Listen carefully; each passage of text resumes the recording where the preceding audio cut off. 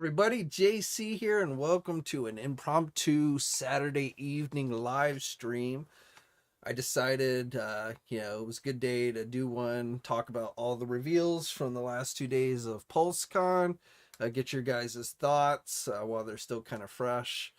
So let us see who is in the house tonight. I'm seeing Everett is in the house, who's once again giving us his list of Marvel Legend wishes. 3N, did you miss Serpentor? If you did not get one, then at the moment, yes, he is currently sold out. Sold out a few minutes after it became available to everyone at 6 o'clock. I was able to get one. I was right there at 6 o'clock. I was not going to pay Hasbro's stupid $50 premium price to try and get it earlier. And it was really kind of annoying that they were like trying to scare you into going. It was like, these are going to sell out really quick, so you better go over and get a premium account if you haven't already. I'm like, screw that. But I was able to get one as a regular non-premium member. Michael is in the house. What's up? Corn Viper, disappointed in Indy. Really? I liked what we saw today. We only saw the first wave. I'm not sure why they only put 2 of the figures in the wave up for pre-order today. I don't know why they didn't put the whole wave up, but there you go. But I liked what we saw, and I kind of like the whole build a arc idea in the first wave that they're doing as well. So I don't know. I thought they were pretty good.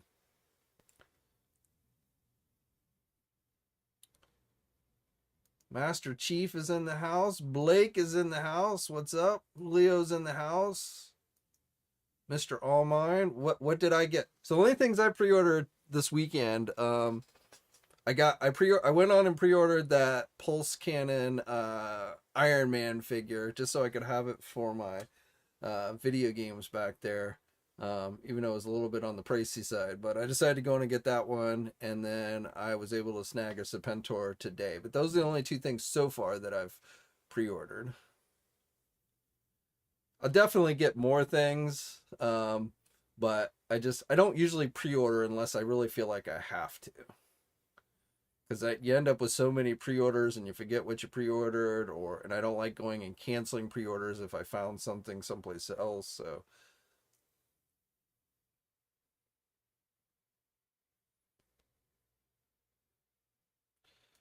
Mr. Oma, I'm gonna guess that's gonna go up tomorrow for the final drop of Target's Geek Out stuff, which I believe is gonna be at 9 a.m. Since they put it up on the website today, they've been advertising that tomorrow, October 2nd, they're gonna have one final batch of drops from various companies.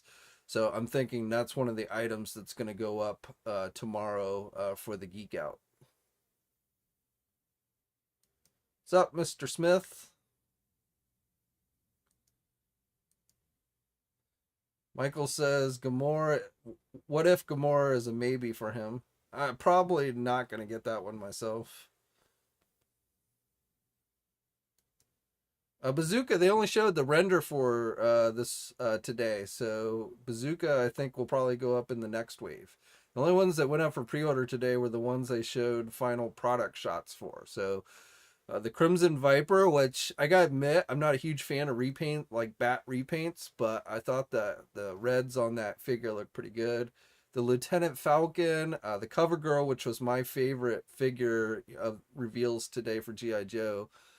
Cover Girl, the Outback figure, the regular Outback figure. Those are the ones that went up for pre-order today. Oh, and the Mad Marauder barbecue repaint went up for pre-order today. But like the others, Torpedo, Shipwreck, Copperhead, Bazooka, the ones that they showed digital renders for, those will go up for pre-order at a later time.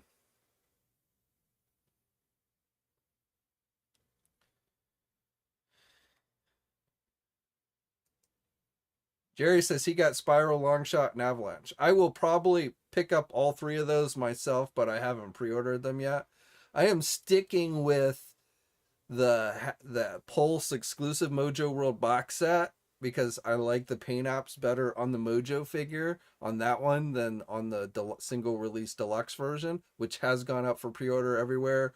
Entertainment Earth, Big Bad Toy Store, Amazon had it up yesterday for a while, and then again earlier today. So that's available everywhere, but I don't like the paint apps on that version. So I'm going to I'm keeping my pre-order of the Mojo box set. And then I probably, even though it'll be a second long shot, I probably will get the single carded long shot because I do like that one better with the star in his eye and everything. So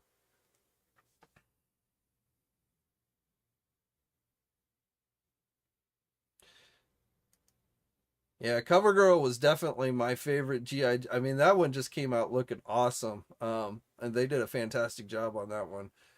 I mean, it looks very much like, I don't know if any of you ever collected those 3 3/4 inch comic book 2-pack ones. You know, they released O-ring figures and reprints of old Marvel Comics G.I. Joe titles. This was like years ago, and they did well, the one they did with CoverGirl was actually based on an IDW comic, but or was I don't know, it was IDW or whoever had it before IDW, I forget, but it wasn't a Marvel comic, but it was essentially that look for her. Um, but yeah, I definitely like that. Blake, when does Molecule Man drop? I don't know exactly. Early next year, I'm guessing. That's part of the Avengers wave, the all comic Avengers wave. So that should be one of the early waves that goes up for pre-order next year. You know, usually it's like Spider-Man, X-Men, and Avengers. So I don't know exactly what order those will go in, but early next year is when I would expect that to go up for pre-order.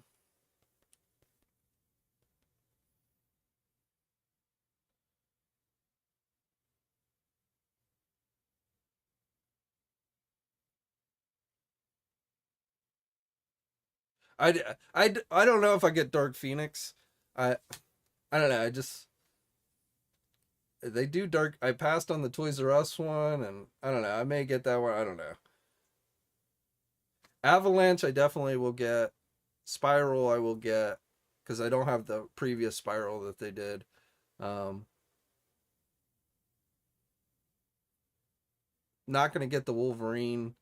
I don't really care about those yellow and blue outfits. Like I'm not gonna get those 3 packs either. So I can pass on those.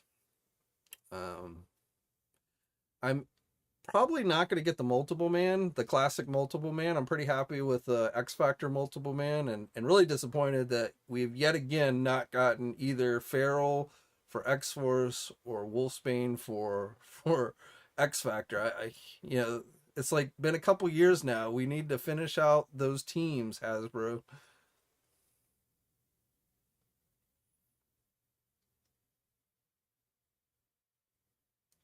Curtis says holding out for a Wolverine with a blonde cover girl. Yeah, maybe next year's HasLab. I don't know.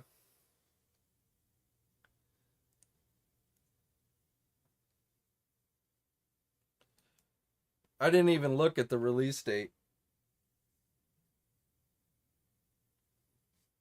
Was it next year sometime?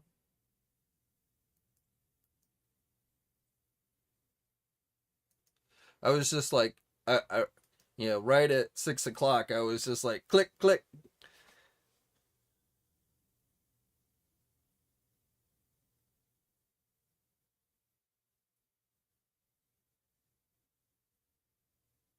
Oh, December. Oh, December 1st. That's not too bad.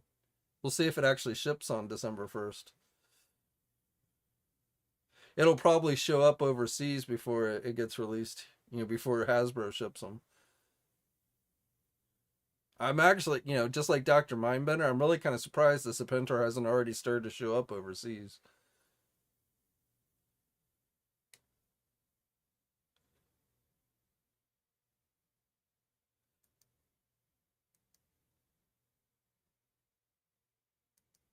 Michael, no, they didn't. I probably holding that till later.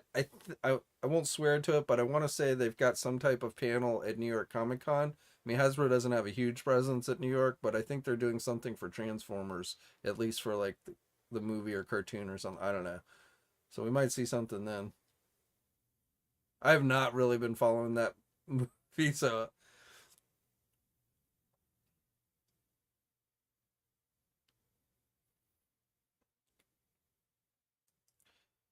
the Street Fighter Ranger figures. Yeah, they revealed two more of those. Unmasked heads would be kind of cool, but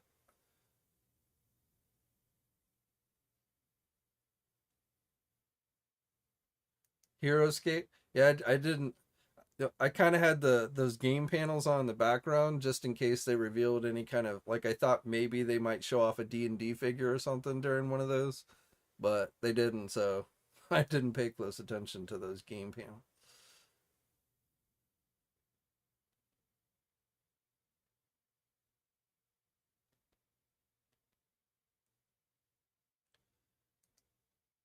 I told you, I told you guys, X-Men retro card back wave.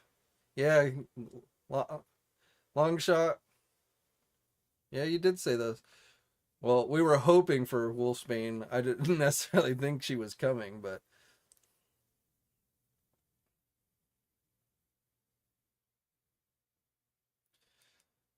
Power Rangers are not my thing, so I don't tend to try and judge those because I just don't care about Power Rangers that much personally.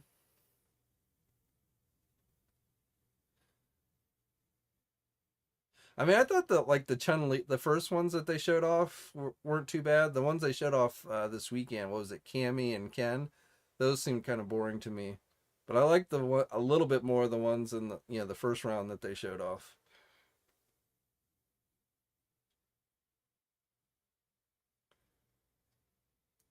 The VHS one sometime next year. That basically next year they're gonna, instead of doing X-Men animated series VHS figures, they're gonna do the Spider-Man. And it's not a two-pack. I think it's they just showed two figures.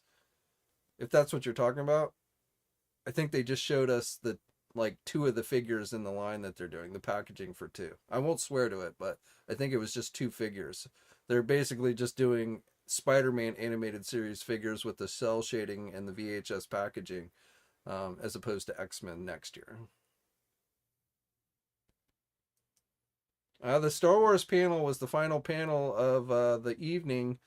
Coverage of that is up on Jedi Insider if you haven't seen it. It wasn't like the most exciting. They showed off a couple of Andor figures for Black Series and Vintage Collection and a few other things, but the Return of the Jedi Anniversary series, which is basically more reissued figures, and so I can't say the Star Wars panel I found to be super exciting.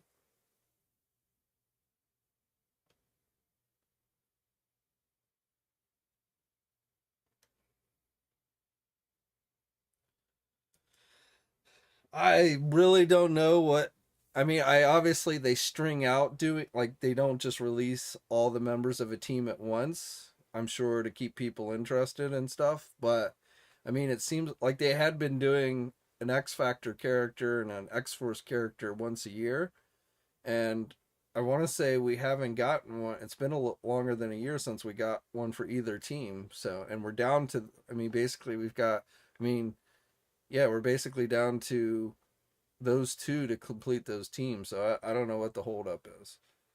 Same thing. I mean, Excalibur, they had said they were pretty upfront that it was going to take a little while because they had not created the mold for the Phoenix with the spikes and everything. But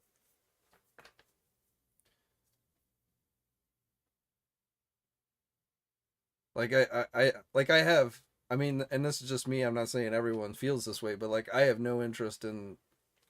I know they wore those standard X-Men uniforms for a couple issues, but that's just not a team I've been super excited to want to build up or anything.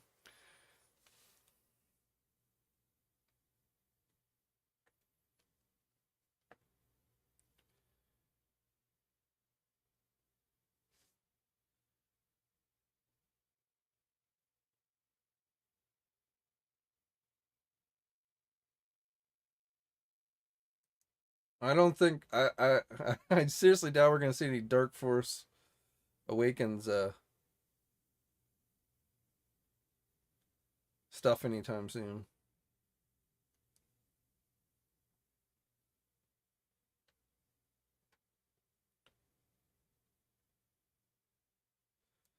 I passed on that Daredevil 3-pack. The Daredevil figure I thought looked pretty good, but I'm fairly happy with the Daredevil I have, and I really wasn't interested in the weird colored Bullseye or the Elektra. So I was like, yeah, it's not worth buying all three of those just to get the Daredevil. Molecule Man, I was excited. I mean, we kind of knew it was coming, but I was excited to see the Molecule Man figure.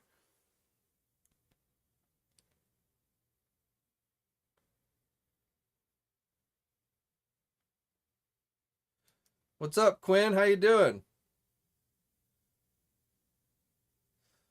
Hopefully, hopefully all is well at your store.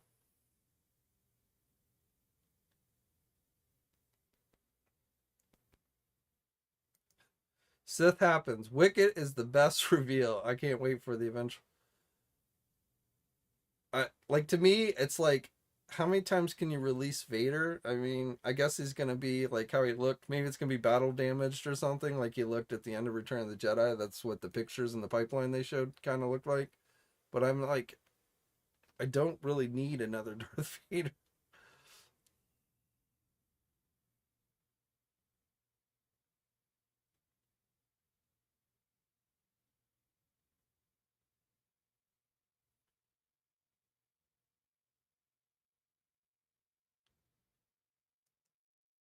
Michael, because spoilers, man, they can't show MCU stuff until like the trailers reveal.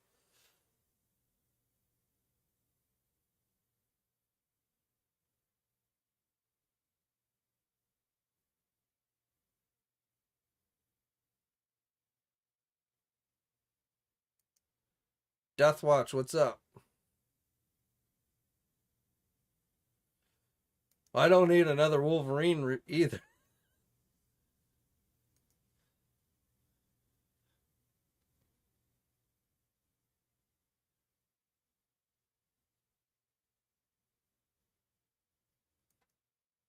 Well, yep, Mephisto's only chance, at least right now, for Mephisto is HasLab, and it's not looking good for that. They've done they've done Dormammu before. Shumagorath, you know, I know JT Prime threw that one out there, but I don't know. I just haven't seen anything for that one.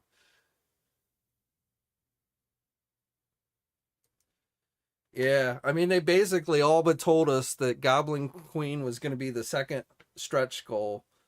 So, and the counter still has barely been moving on that campaign. So, I don't know if it's because people don't think there's any chance it's going to get to any of the stretch goals.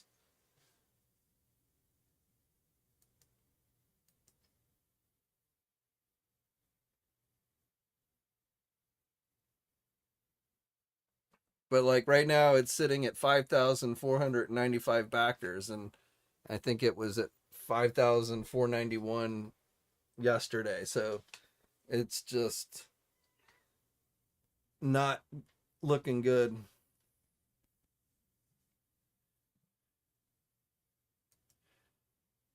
Igloo says, "Hope Goblin Queen makes it to the main line." See, to me, Goblin, like, they could probably do like a regular. They could probably get Goblin Queen out at retail, but it kind of depends on how the figure looks. I mean, she wears a pretty skimpy outfit and shows a lot of cleavage. So, Hasbro these days doesn't seem to like to give their female figures, a ton of cleavage. So, I feel like, maybe they were going to do a fairly accurate looking Goblin Queen through the pulse that they couldn't do through regular retail, but I don't know.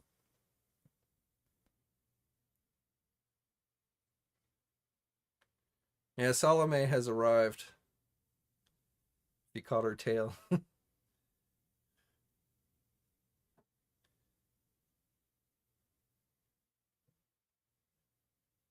King, yeah, the Attitude Era rock, that it's pretty expensive, but it looked pretty good.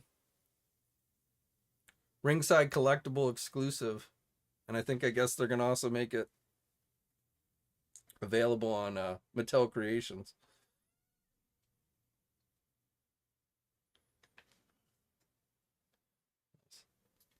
Salome, everybody.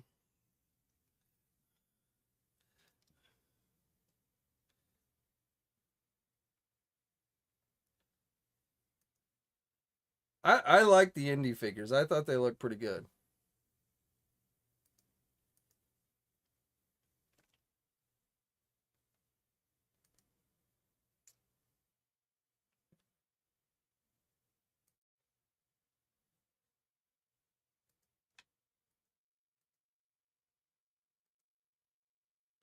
I mean, to me, that doesn't look bad.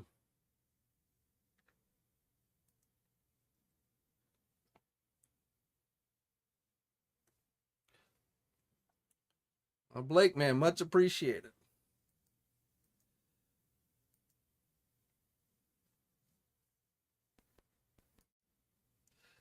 Uh, Thanks for the time. No problem, man.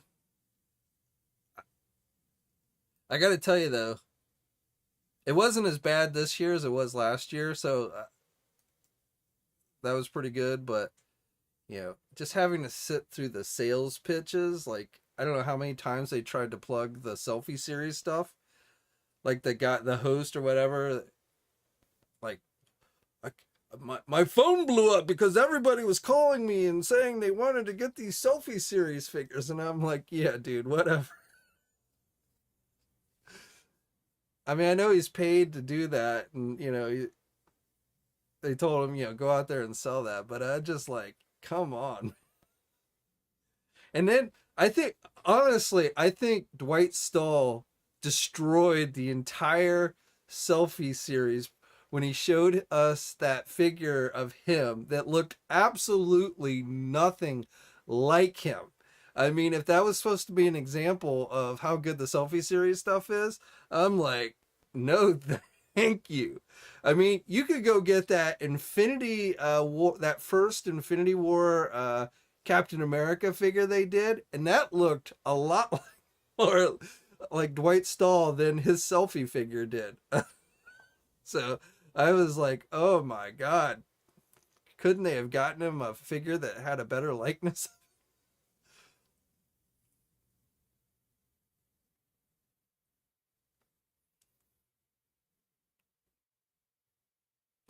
The G.I. Joe Nerf gun? Yeah, I'm not into Nerf guns too much, but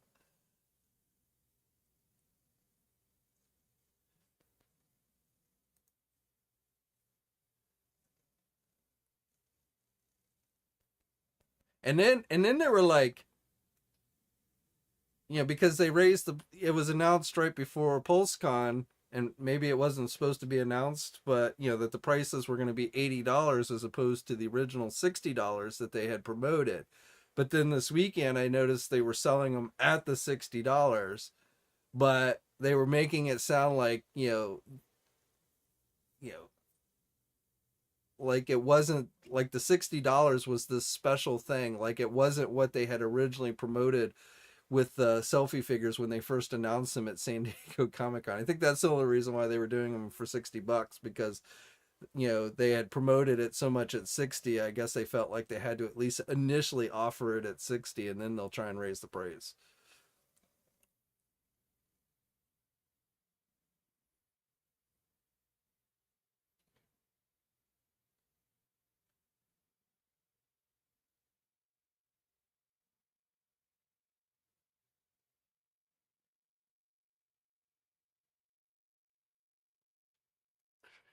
Corn Viper says selfie figures just don't work if you aren't skinny. I think it's more selfie figures. I mean, yeah, I mean, there are attractive people in the world, and there are ugly people. There's average people, you know, and some people are going to look better as an action figure than other people. I don't think I'd look very good as an action figure. I've got too big, my ears are too big, so if they did it accurately, I'd have an action figure with ears that stick out. So I just don't think that would look good as an action figure. So I'm not going to pay $60 or $80 for that. I don't know. I don't really get the appeal of it. If they were like $25 or something, you know, maybe it's just, you know, a novelty, but at $80, and it's not even like a unique figure. It's just like you took any of your figures that you have, you know, already have, and you stuck, I mean, you're basically just buying the head, not because you probably already have the figures.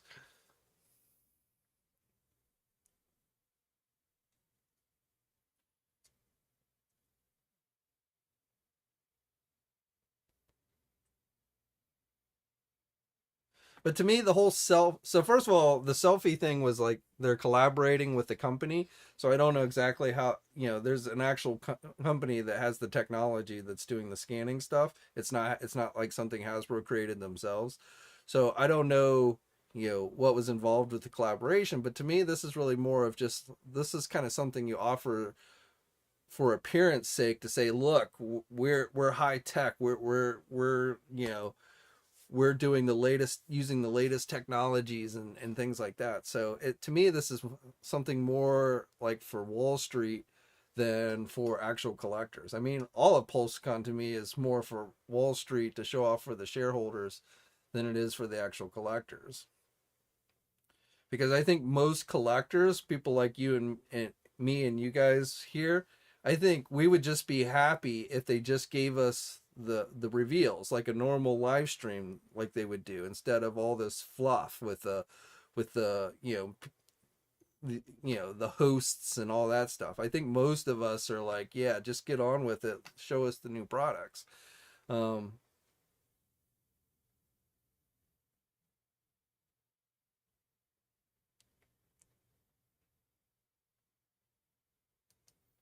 are there, I don't know, I don't know what the quality of plastic is, but you might be right.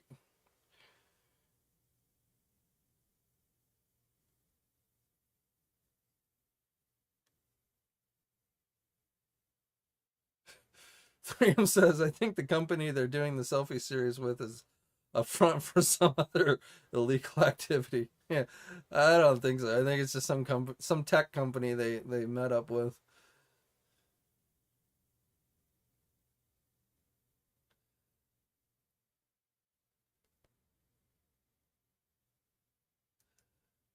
I'm not happy. I'm happy with some things Hasbro does, just not, not other things. There's a lot of dumb things I think they do.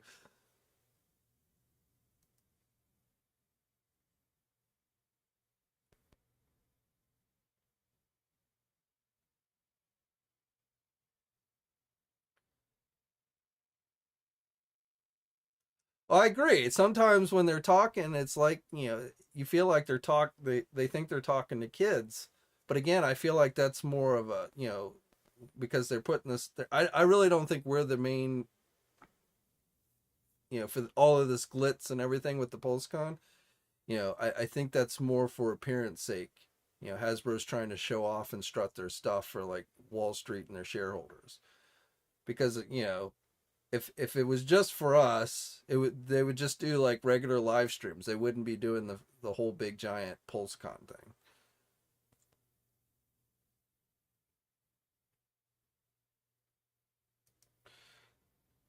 Ridiculous thoughts. Hasbro's been very chaotic in 2022. Well, to be fair to them, they did lose their CEO, um, for of many years. You know, rather suddenly. You know, he passed away. So I'm sure internally it has been very chaotic as the new person, um, has, you know, come on board and is trying to, you know, basically make it his own company now. So yeah, definitely, I'm sure internally, because of the loss of their CEO, it has been pretty crazy there.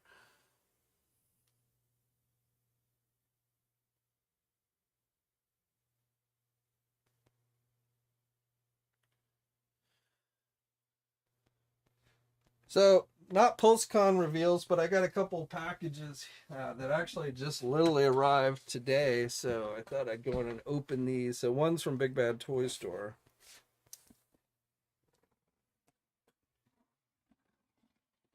So this is my latest pile of loot.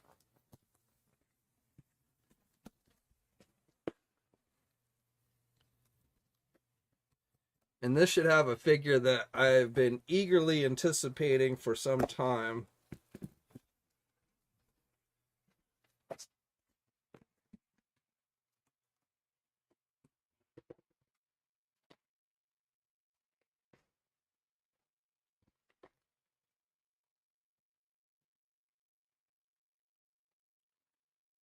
So the controller wave, though, like Blue Marvel didn't show up with the rest of them.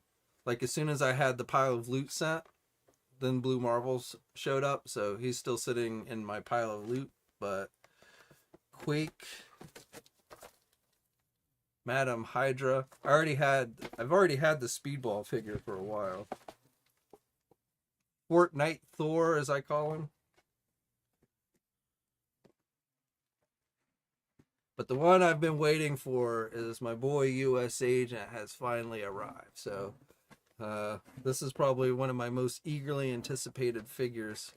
So I'll open him up here in a minute. And then finally the Big Bad Toy Store exclusive shared with Entertainment Earth, the Zoar and Tila origin set. So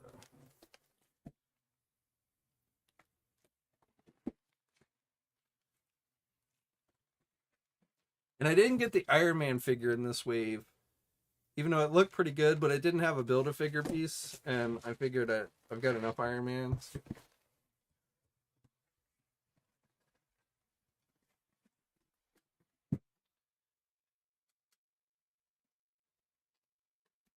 And then this one showed up from Amazon, and I was surprised that this showed up already. It's something I pre-ordered this week.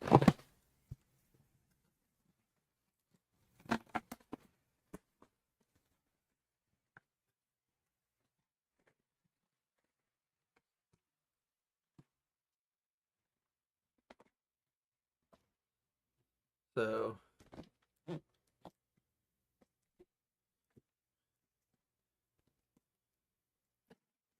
it's a McFarlane DC Multiverse. You couldn't see on the outer box here.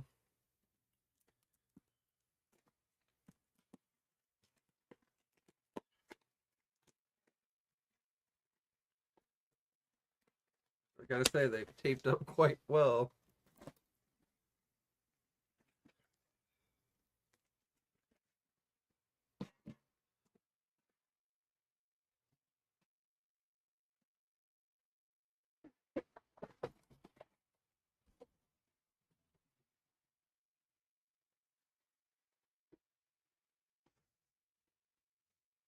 So it's the new DC Multiverse Batman 5-pack, Bat Family 5-pack. So I decided to get this because I already have the Robin figure, but I've not gotten a Nightwing or Batgirl for DC Multiverse, and I wanted this red hood with the unmasked head.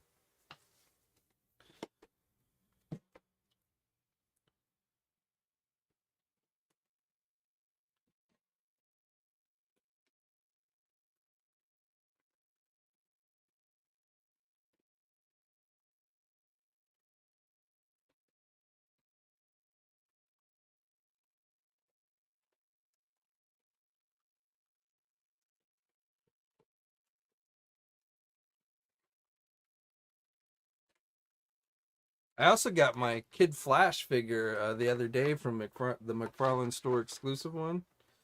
So I got my Kid Flash already. But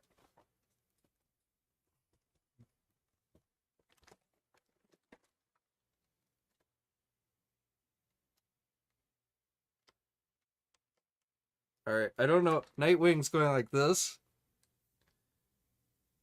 and Robin's going like this. I'm not sure what's up with those head sculpts, but the others look pretty good. This is the one I wanted the most.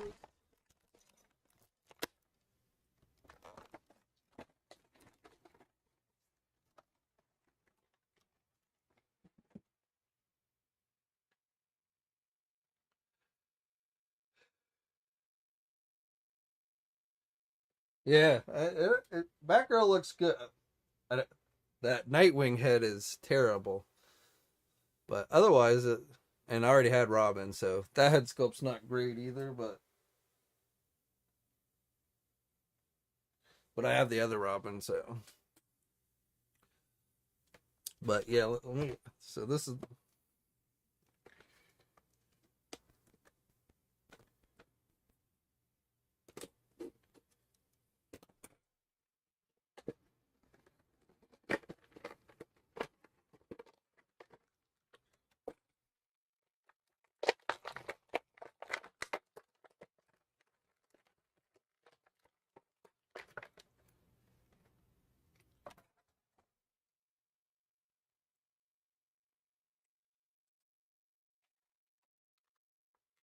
It's nice they gave us extra hands on this one. And I like the shield. I wish this outer rim was black. I'm not sure why they made it light gray. But yes, a much improved over the previous US agent that they did, which will now become my captain figure.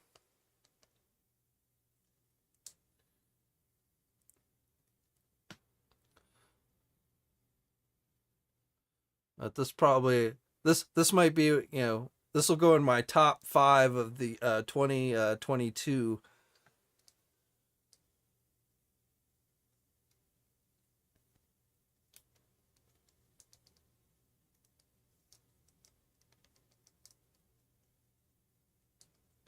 They gave him a good. I like his expression too. I don't know, it's a little blurry there.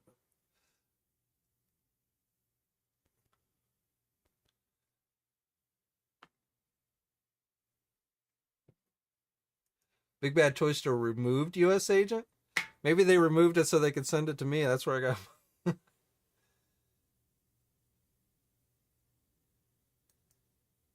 got. If a US, oh yeah, definitely.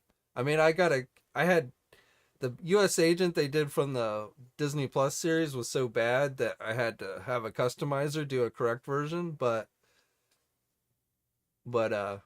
yeah, I'll definitely get US Agent, which I'm sure they will do a figure of, from the movie. And maybe, even though in the art they showed for the Thunderbolts at the D23, they still weren't showing him with a shield.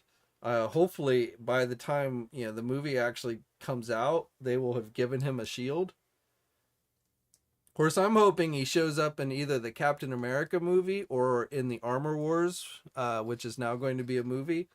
So I feel like they need to have a scene where U.S. Agent fights War Machine, since in the comic, in the comics, the Armor War comic book series, it was Iron Man versus Steve Rogers dressed as the Captain.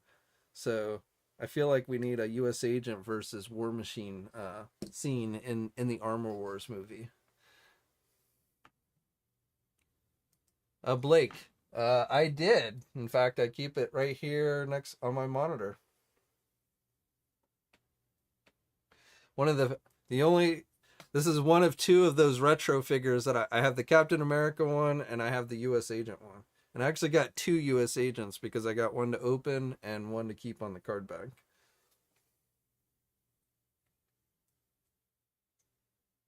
I have every US Agent figure that they've made so far. I have the original Toy Biz one, the 5-inch Toy Biz one. They made a ForceWorks Toy Biz back in the day for the 5-inch line. There was supposed to be a ForceWorks US Agent, but either that's super rare or never got released. I forget which it is, but I don't know if any of those actually exist. But that's the only US Agent that I don't have.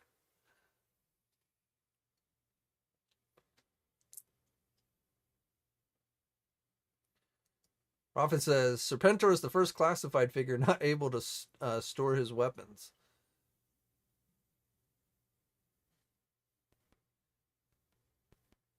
And what about the Cobra? They showed the painted prototype of the Cobra Commander. That's going to be included with the HISS tank.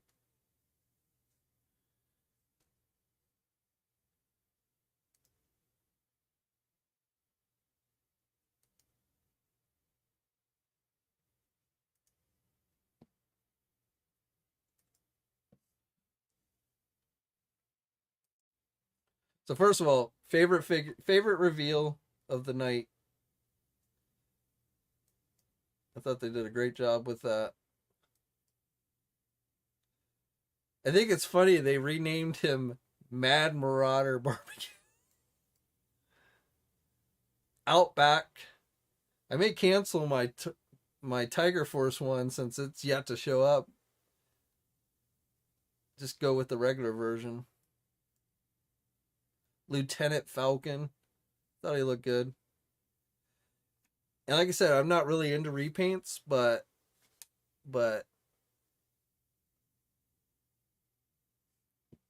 uh Roddy, did I get the Return of Marvel Legends you? Yeah, that's that one's right over here. Um but that's on the Bucky cap mold. So I'm renaming that one the Captain. You know, Steve Rogers first wore that outfit and went by the name Captain. So I'm renaming that one the Captain.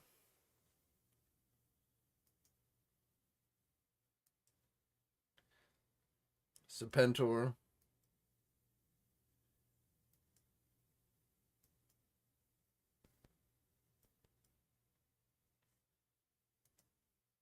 I'm a little disappointed he doesn't have like, well, I guess he does. It's on his neck. But they like should have made a snake with that was bendy wire that you could like turn into a spear. I mean, I guess they have the one.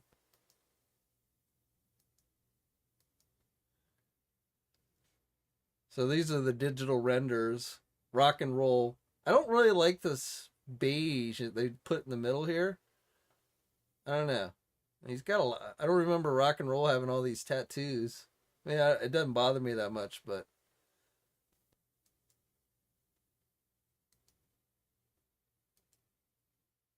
so Bazooka Torpedo. This is probably my second favorite reveal. I've always liked Torpedo. Copperhead. He looks pretty good, but I know I'm gonna want a water moccasin. Shipwreck. Shipwreck looks pretty good. But now this is the Cobra Commander coming with the Hiss tank, which I'm sure they're gonna re-release this figure with the normal Cobra symbol as opposed to the Mickey Mouse symbol. So those who didn't back the Hiss tank, my guess is you will get a shot at this figure, just with the different Cobra symbol on it. Probably won't come with things like this is from the Parker Brothers advertisement for the Atari 2600 uh, Atari GI Joe game. It was an advertisement like in comics and stuff, and he was holding that globe. I think Super 7 also did that for their Ultimates. The female pilot or driver, and I'm sure they're going to use this mold for they announced Cobra Soldier. They're going to do a female Cobra Soldier, so probably use some parts from this.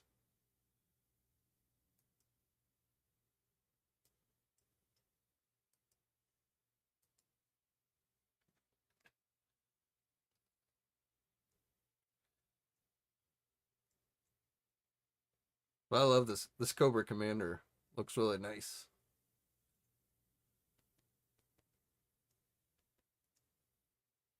That's the that's the early bird figure that's yet to be painted because I haven't sent out the fan poll for us to pick the color.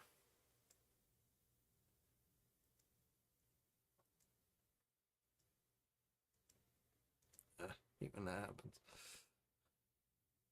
I think that looks pretty good though. I'll probably end up getting two of those to go with the Crimson Guards. I've never been a huge Lieutenant Falcon fan, but he looks pretty good.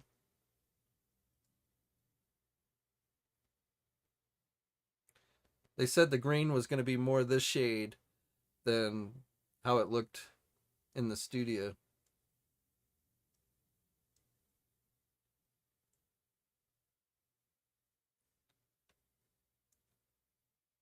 He comes with a little pad with printouts for the Wolverine.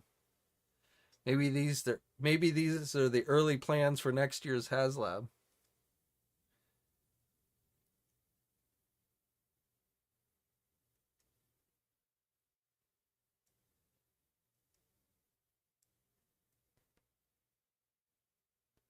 See artwork for Serpentor.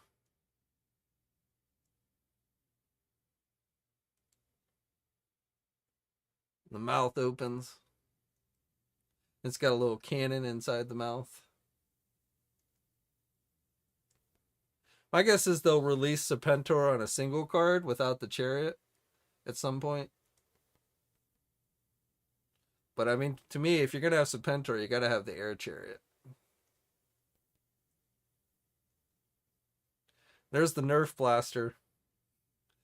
G.I. Joe on one side, Cobra on the other. With your exclusive variant cover for issue 300.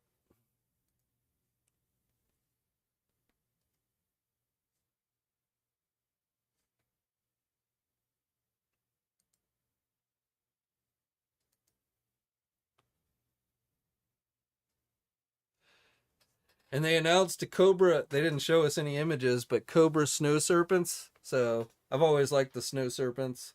Dreadnought Buzzer. So we're getting another Dreadnought. The female Cobra Trooper. And then yesterday they announced Tripwire and General Hawk. So those are figures that are coming in the line. We've yet to see any images for them, but I'm curious what version of General Hawk they're going to do. Probably, his battle fatigues and stuff, but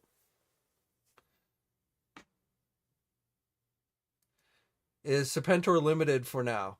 Well, it's a Pulse exclusive, and right now, at least, it's currently sold out. It went up earlier this afternoon, so if you missed out, I won't say they won't put more in. They won't make more available. They might, but yes, it's somewhat limited.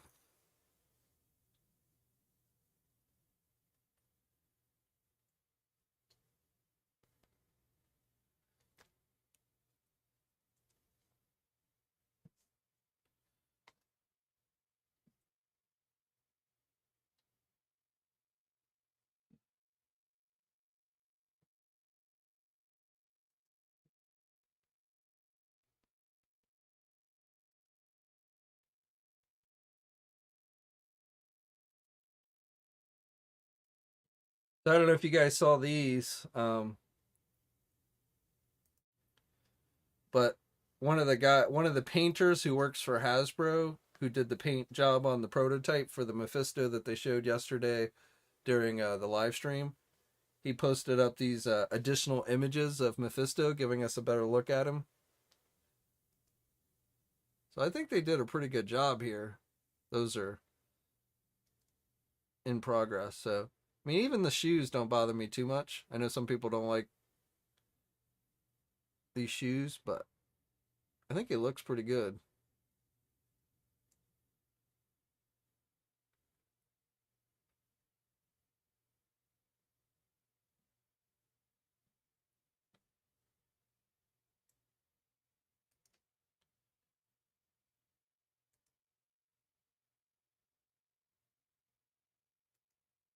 And of course, they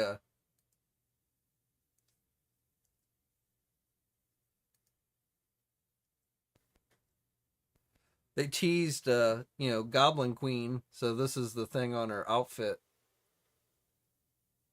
So they pretty much, just like they showed us when they initially announced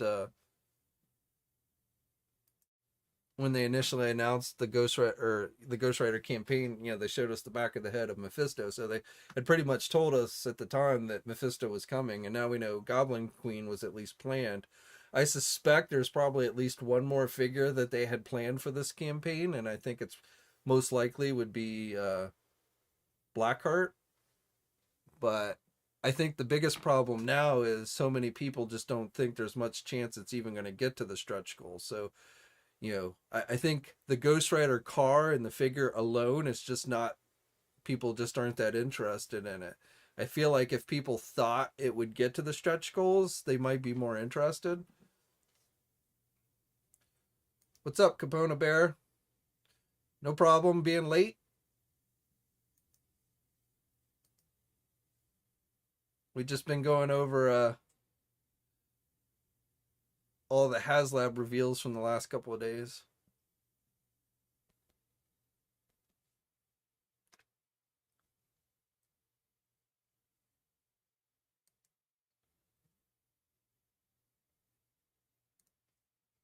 So, just in case you weren't aware, this Ironheart figure has gone up for pre-order on Amazon.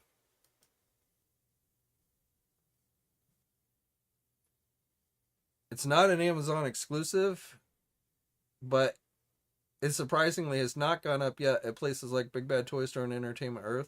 Target has it listed on their website, but last time I checked, it wasn't available. So I don't know how many people are that interested in Ironheart, but again, she's available. This is from the Wakanda Forever movie.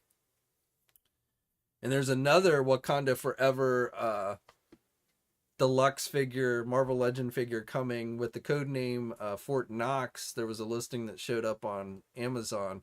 That's a different figure from this one. I don't know exactly what it is, but apparently it's something that's very spoilerish, and I don't expect to see it revealed until like the end of October or November, which says to me we're probably going to get another trailer sometime in that time period. But there's another Wakanda Forever Marvel Legends deluxe figure that's in the works.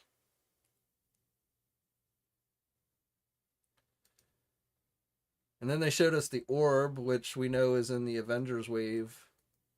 Not a HasLab Ghost Rider tier.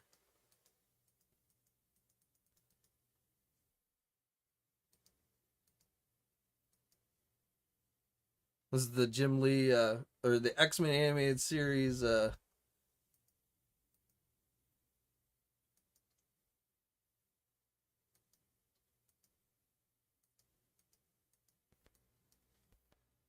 and speaking of 3 3/4 inch, there's your Johnny Blaze and motorcycle.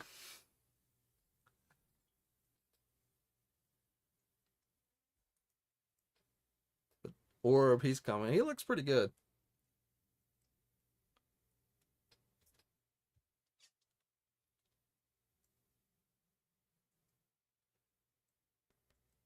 Damn it, some of these images, they get caught up. Moonstone going to be the next Walgreens exclusive after Century.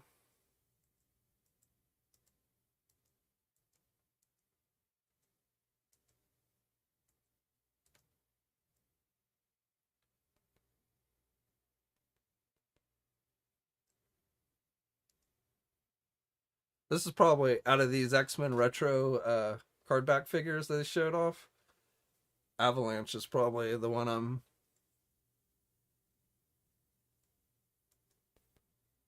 Spiral looks pretty good.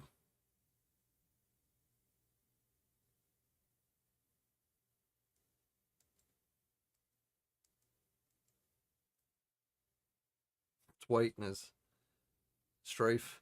I have the Toys R Us strife, so I don't know if this is part of a 5-pack. And then those are next year's Hasbro Pulse exclusive VHS figures, the Spider-Man figures. I guess maybe this is a 2-pack. You're right. This looks like, I guess it is a 2-pack. So black costume Spider-Man with cell shading and Carnage. So I mean, these are going to be probably the same figures we've already gotten, just with shell shading.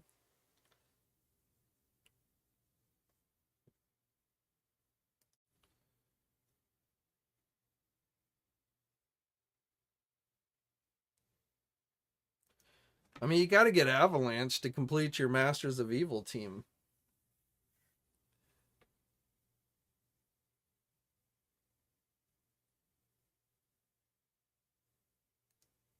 I don't know. It's not the Vulcan body, which is what I would have figured they would have used, but to me, it's not different enough. I have 2 Jim Lee Cyclops figures already, one with the coat and one without. I don't need a third one.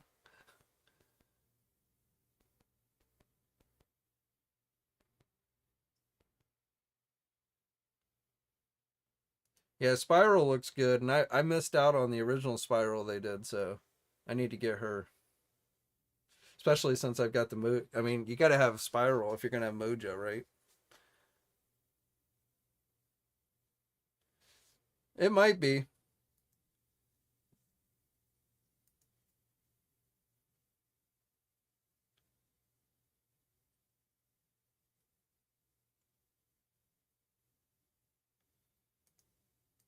Well, they didn't say like never again. They just said they were putting the X-Men figures on hiatus while they did Spider-Man. So we could see X-Men again at some point, but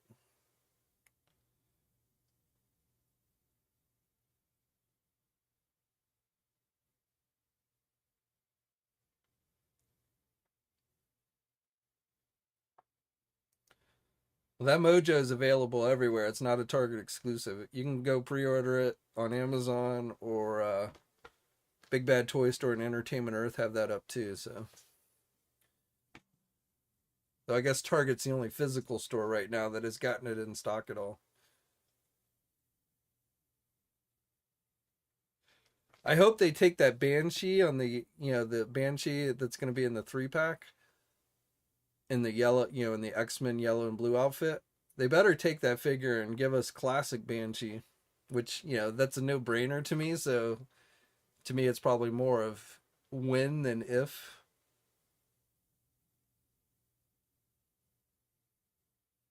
Yeah, everybody online has him for $55. I thought Target was selling it for $41. So I was a little surprised to see him for 55, but 55 does seem like the retail price for him.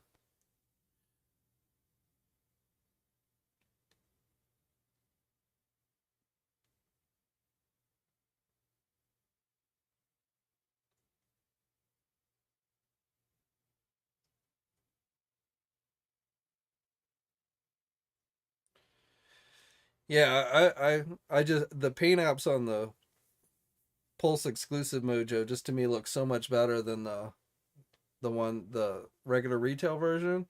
And I do kind of, even though I have the Dazzler they already released, I do kind of like the Dazzler in the set. I like the long shot they showed off this weekend better, but I'm gonna stick with the deluxe or the box set one and then just get the long shot. I'm gonna pass on the deluxe Mojo.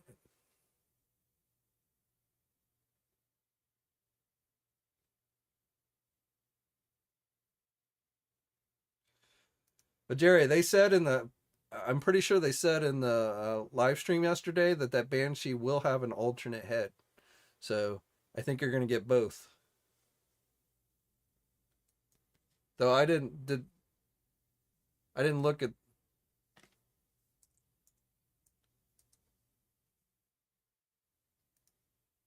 Oh yeah, that's right. That one didn't go up. That's in the 3-pack. But yeah, I'm pretty sure they said in the live stream the Banshee will have an alternate head.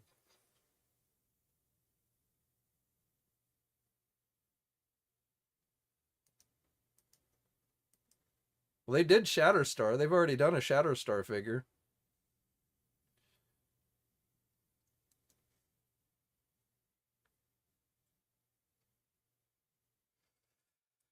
Tiglu, I don't know. I didn't get the first round of holiday ones that they did, so I don't know if I'll try and get any of those. And then there's the 2 Halloween ones as well, so I'm more of a Halloween guy than a Christmas guy, so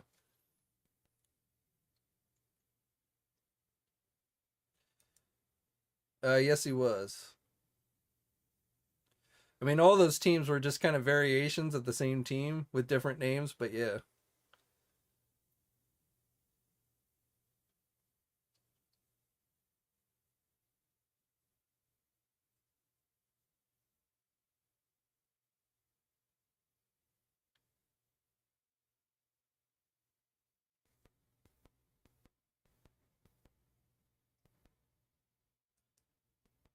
I don't know. I had all the original Armada Transformer stuff, but it wasn't my favorite line. I was a little disappointed in the Transformer reveals this weekend.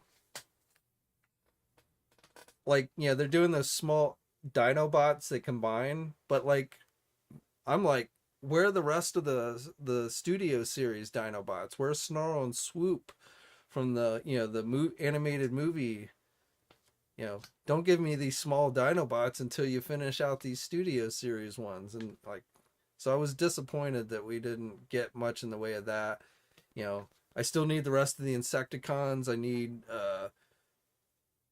um the Junkion was kind of cool, so I like that one. But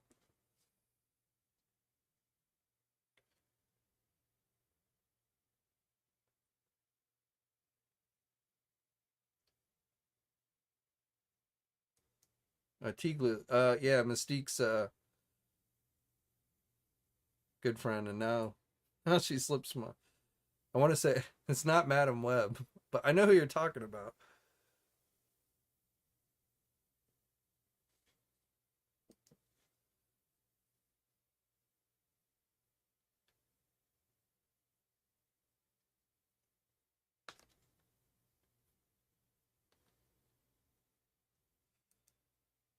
Well, the thing about the big gimmick with those little Dinobots is they're going to combine, and they did combiner Dinobots before, and the combiner didn't look like crap.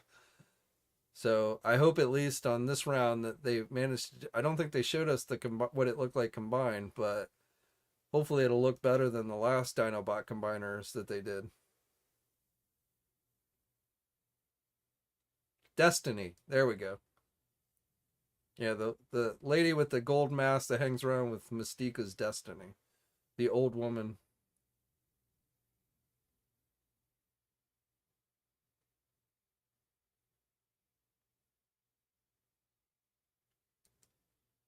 Well, it's slated for an Avengers wave, so probably not. I mean, I got anything's possible down the road, but are they going to reissue the figure right away on a retro card back?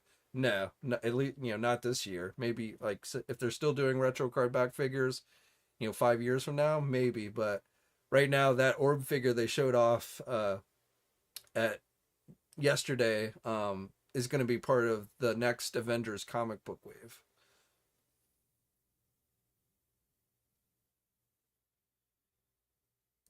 Sith, you did. They did Stripe. They showed off a Stripe figure, a new Stripe figure. It's going to be part of a 5-pack. They didn't tell us that, but the leak lists that went out showed us that Strife was going to be part of a villain 5-pack. But yes, a new Strife is coming.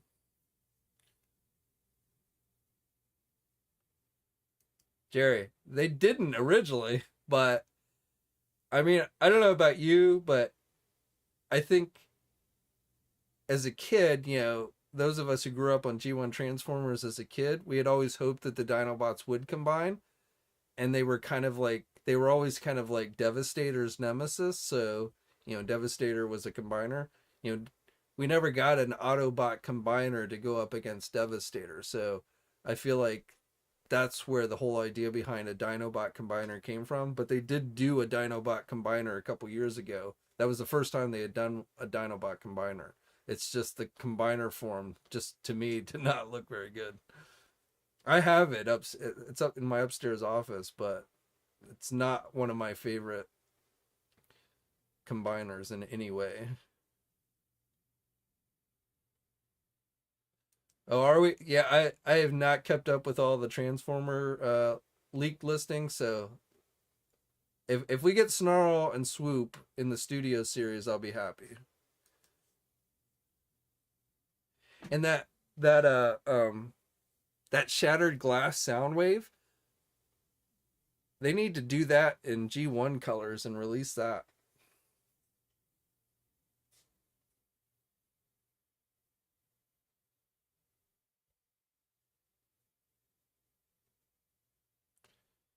Yeah, Troy, we already talked about how we still need Wolfsbane and Feral for X Factor and X Force.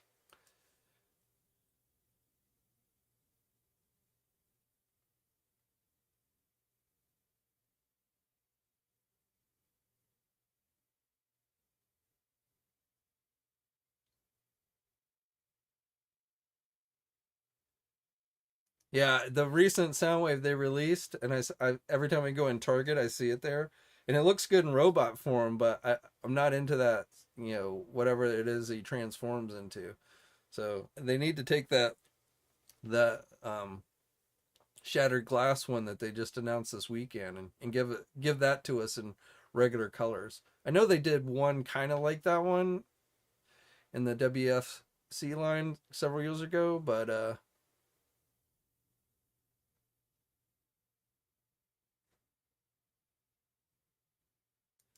I don't think they said. I don't know. The stream crashed yesterday. I don't know if you guys watched it, but apparently they lost power. That's what they said anyway, and the stream crashed.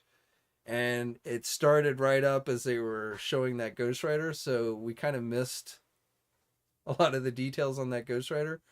But I don't know exactly when that's going to be available. I'm pretty sure that's supposed to be part of the 3 3/4 inch retro line, but I I don't even know if they said it when it was going to be released. But that part of that segment got cut off because their stream crashed in the middle of it.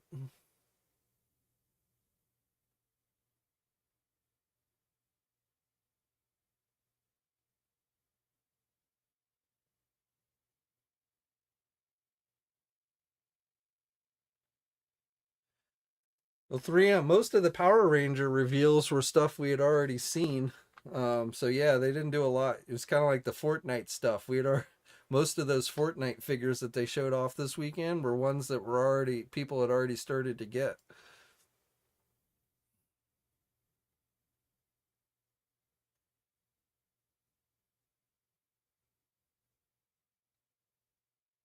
Now for you Ghostbuster fans, they really didn't need show anything, but I felt like they had a little segment where they were dressed up as Ghostbusters, showing off the Proton Wands, the roleplay ones. But I felt like that was also them just kind of saying that, yeah, we've still got the Ghostbuster license, so maybe we'll see some figures down the road as we get closer to the next movie.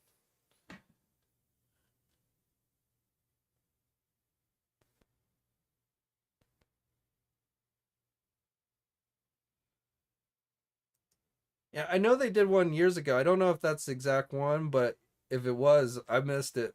They need to do it again. But that's the Soundwave I want in regular colors.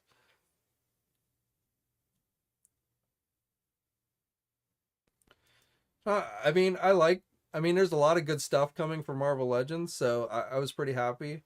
I always wish they showed more, but I was pretty happy with them.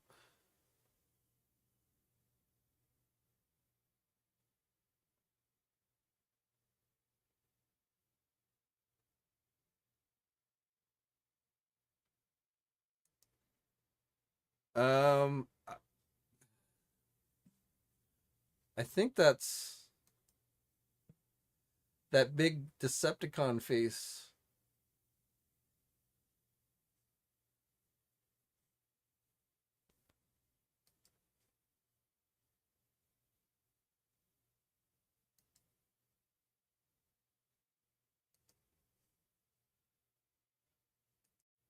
I think it's this guy. His name's Tran or something. I don't know who this guy really is, but I think that's what that's supposed to be. I could be wrong,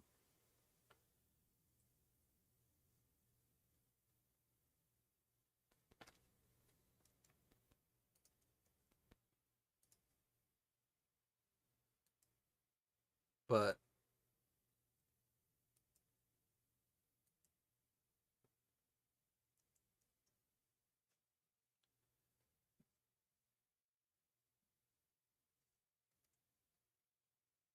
what's his name?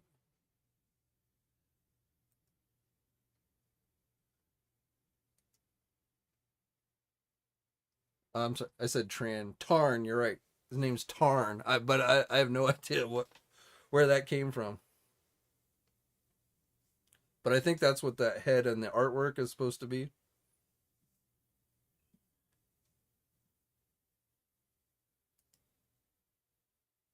This was probably out of the reveals yesterday for Transformers. This one was probably the one I liked the best. The Junkion. I'm not the Leo Prime. I mean, this looks pretty good overall. at least in his robot mode. His tiger face or his lion face maybe looks a little off, but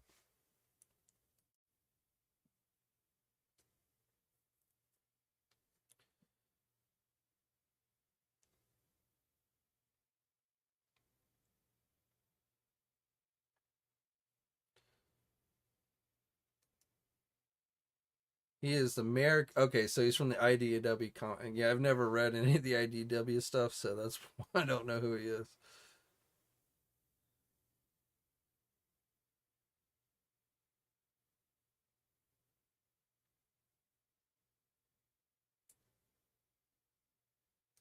I would definitely be more interested in the Archelites over, the X-Men, their yellow and blue outfits.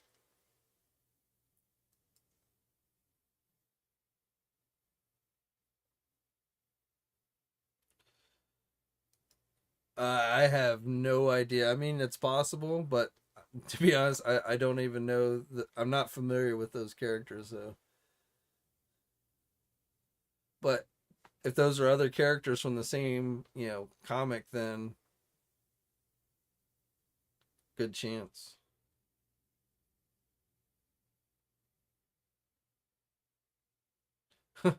3M says he thinks yeah, I mean, I don't know if that's true, but it is weird that they don't seem to put more emphasis on Power Rangers. I don't know if it's because they just don't sell that well anymore.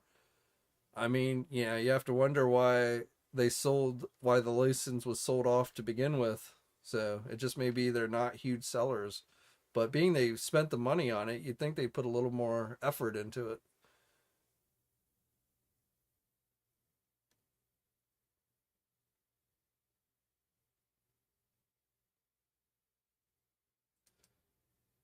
I'm sure we will get I mean, we don't know how Wolverine is going to look in the Deadpool movie. I hope to God he's wearing an actual Wolverine costume for the first time, but we don't know that. So, but I'm sure they will do figures of both Wolverine and Deadpool when that movie comes out.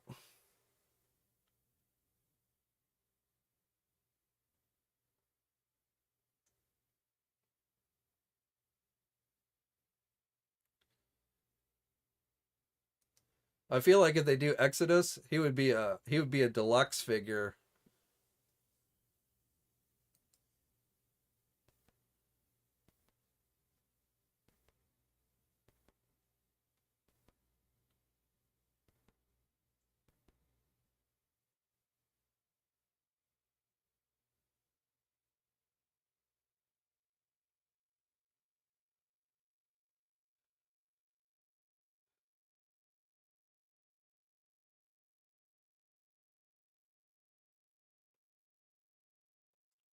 Chuck says he wants a Sony Morbius figure. I don't know. I mean, we might see him again, and if he if we ever see Morbius pop up in an actual Spider-Man movie, then we'll probably get a figure of him. But being the movie itself didn't do well, I wouldn't count on seeing a figure. Though we did get Venom, so you never know.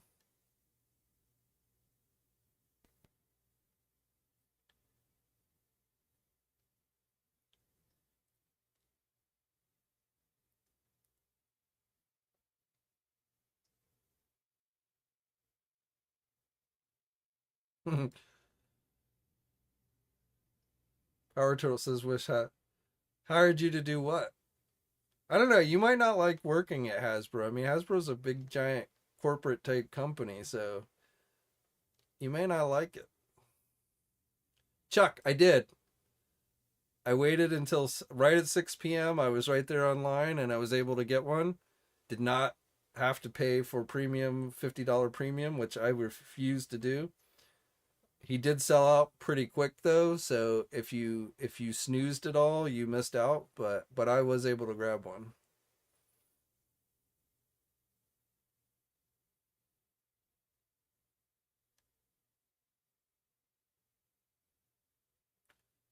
Sean, I'm the opposite. I'm keeping my Pulse exclusive, the box set, because I don't like the paint apps on the single release. So I do like the new long shot figure, which I will probably get, but but I'm gonna keep the box set because I like that mojo a lot better than the one in the single release.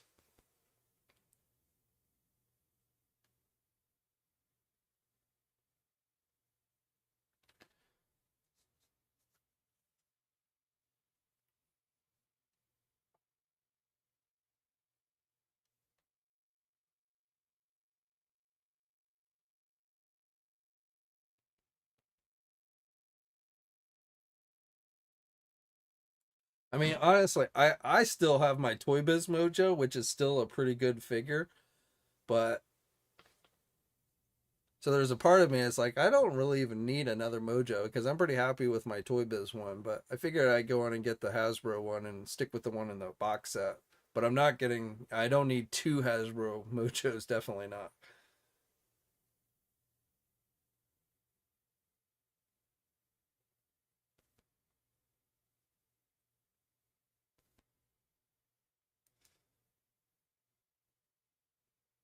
They were selling what, Serpentor an hour earlier? An hour early, like at 4 o'clock? Because I know, Serpentor went up at 5 for premium members, and then it's 6 for everybody. But I didn't check before 5 o'clock to see if Serpentor went up early.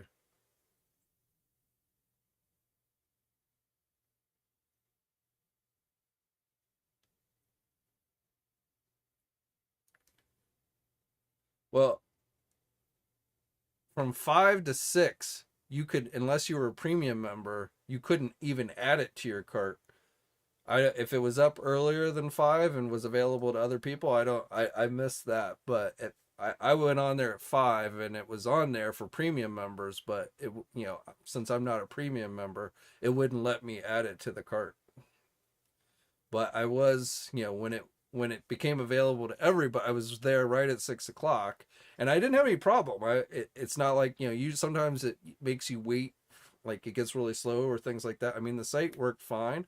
I had no problems getting it and checking out, but it did seem to sell out like maybe 5 minutes after 5 o'clock or after 6 o'clock.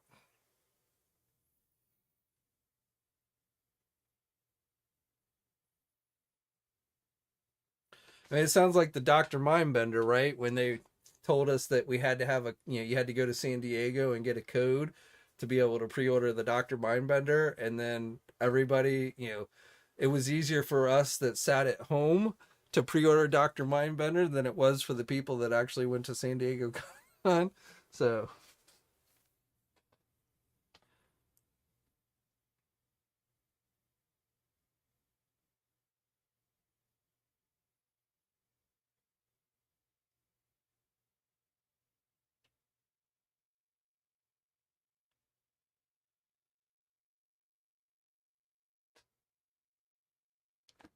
I'm happy I got one because I would have been pissed if I had not been able to. Again, I refuse to pay Hasbro's $50 premium thing. I just think it's a ripoff, and even if I miss out on the figure, I will not pay that. I think it's kind of ridiculous that Hasbro knows how well these are going to sell, so they can definitely make sure that they make enough available for everybody. Like, I really didn't like when Emily was like, "Oh, you better go sign up for Hasbro Pulse so you can make sure you can get one." I mean, basically trying to scare us into going and paying the $50 to get it. I know, they're probably told they have to promote the premium thing and stuff, so I understand that a little bit, but I don't like the scare tactics of, "Oh, well, if you want to make sure you get it, you better, become a premium Pulse member." That just annoys the crap out of me. I have no. If you honestly think you get enough out of paying $50 for the free shipping, that's great. But the idea that you have to pay $50 to be able to buy Hasbro products and make sure that you can get them, I just think is ridiculous.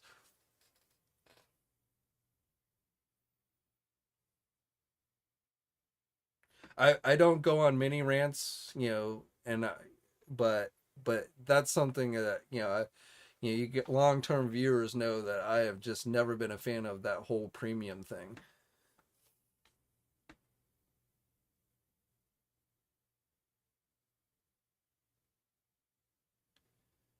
A Capona Bear, the you mean that, like that one D&D figure they did? I have. I don't know if that sold very well, so my guess is they're not. I mean, there is the movie coming, so as we get closer to the movie, we probably will see more product. We've got the animated series figures. There should be at least three more of those that are coming.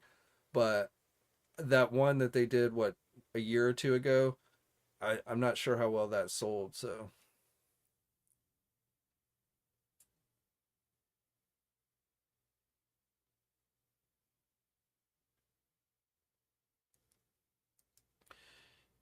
yeah, we already talked about how they were trying a little too hard on the selling the selfies.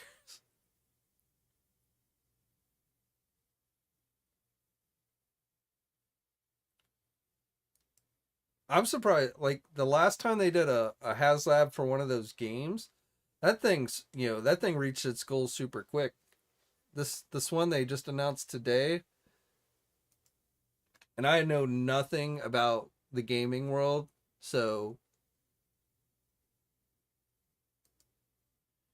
I don't know if people would consider this a good deal.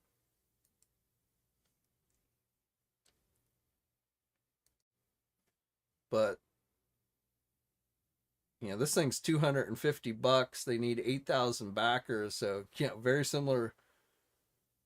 This seems. I mean, to me, I look at this and I'm like, who's going to pay $250 for this? But again, I know nothing about gaming. I know, I don't know, you know, anything about this. So, and it doesn't interest me at all, of course. But I know the last time they did a Hasbro, HasLab for one of these role play or whatever you call these, the not role play, but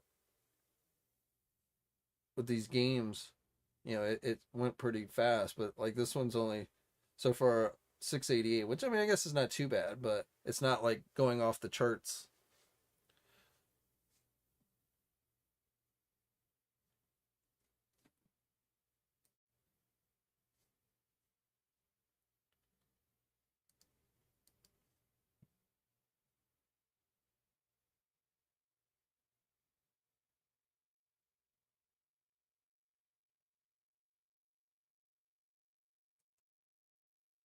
Charlemagne's question about the Doc Ock bendy wires. Do you think that I do?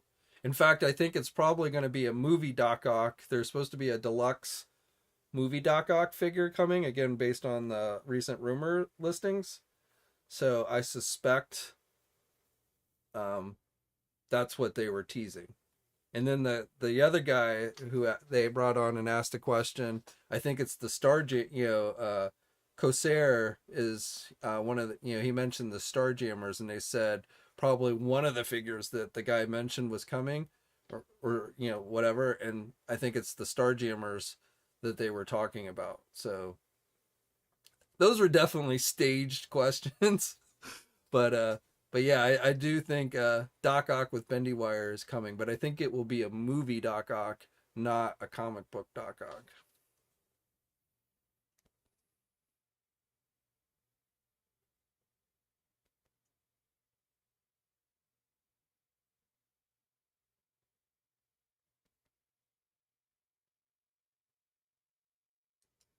Yeah, I mean the thing has barely moved since yesterday, so and they all but told us that Goblin Queen was coming as the second stretch goal. So I feel like it is just not looking good for that HasLab.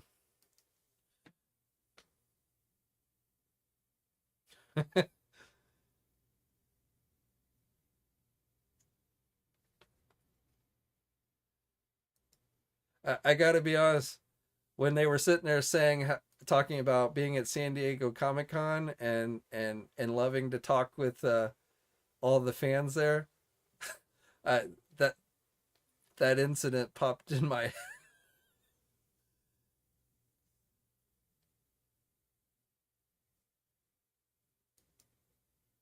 Definitely Starjammers.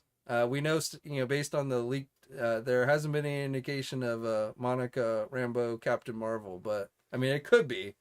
But definitely Starjammers was one of the ones he said, and there's definitely indications of Starjammer figures coming next.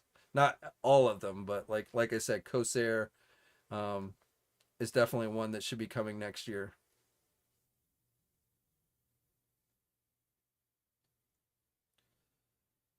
Well, that I don't know, but it's possible they might through this, just like with Mephisto, they could do, a more revealing, more comic book accurate Goblin Queen through HasLab through the HasLab, just like Mephisto. So, I mean, I don't know since they haven't shown us the figure, but it's at least if it was a regular release, I would say no, but if, through the HasLab, it's possible.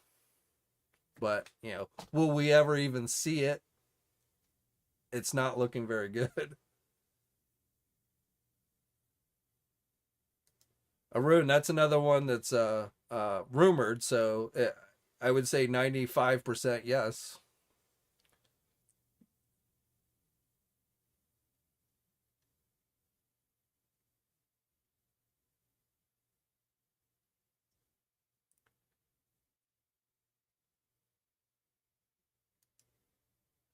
I gotta tell you, I don't collect much in the way of the Four Horsemen stuff, but that headless horseman figure looks pretty damn good. I'm kind of tempted. I've been tempted to get it. I don't know if I am or not, but that definitely is a nice looking figure.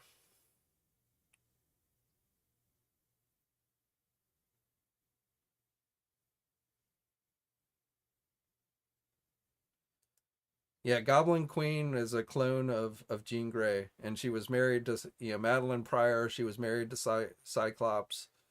Um, but then in the I think it was she was it Inferno that she first became the Goblin Queen? The Inferno storyline.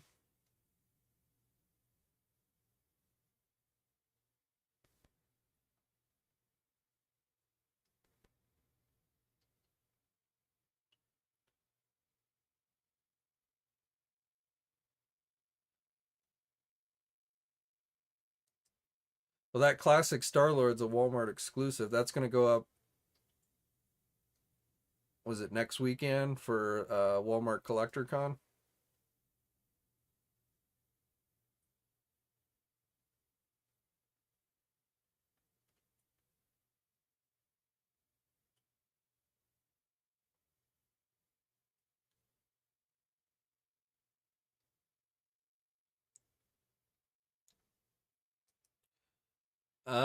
It doesn't bother me much because I plan on opening mine, so the packaging for mine are just going to go in the garbage, and I ordered them online, so I'm not going to have to worry about figure swapping or anything like that.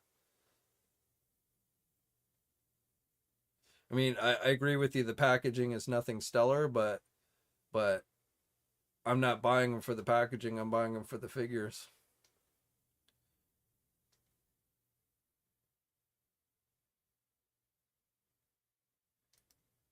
Yeah, Walmart Collector Con starts October 6th. So that Star Lord figure, the classic comic book Star Lord figure, that's one of the figures that it's going up for pre-order during that.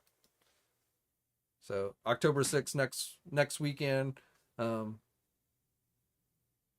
if you want that Star Lord figure, and I don't think that'll be too hard. I don't think that's something that's going to sell out very fast. Tiglo, I would love a classic X Factor 5 pack. That's something I would definitely be interested in.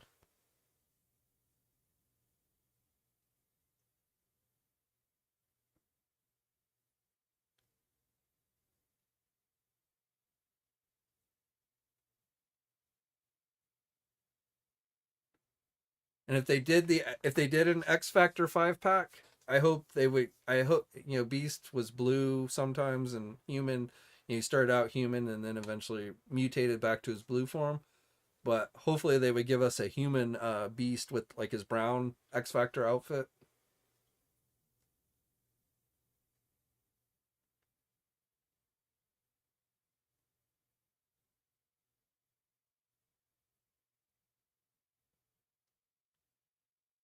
They kind of.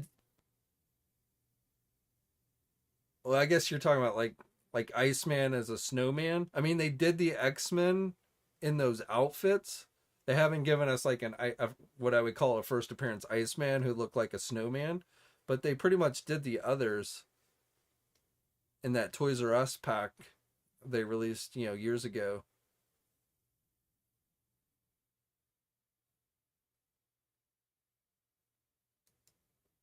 Well, she's definitely still available at like Big Bad Toy Store, Entertainment Earth. I think they're up on Amazon as well, so you shouldn't have a problem getting her if you want her.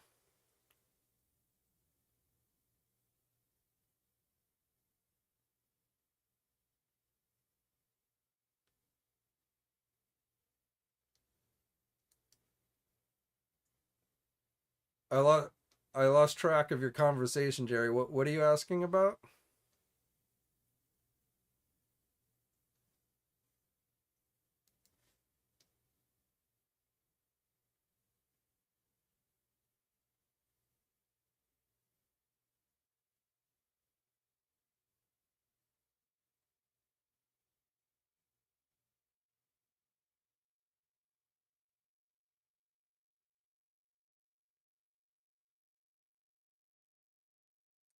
Why are retail chains holding collector events? Because they want to sell you stuff?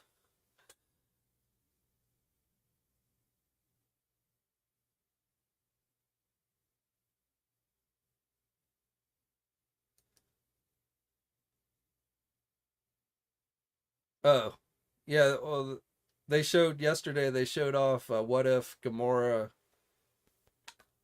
from the What If animated series. If that's what you're talking about, that's in the not the we've got the She-Hulk Disney Plus wave. Then we've got the Disney Plus wave with the Howard the Duck, and then the Gamora should be in the Disney Plus wave after that.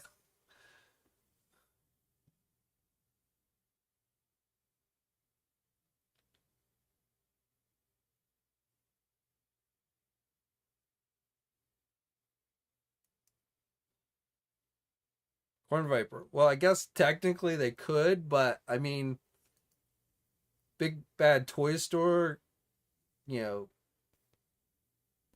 doesn't get access to exclusives like Walmart and Target do, and that's really what they sell in these collector events mostly are exclusives. So that's why.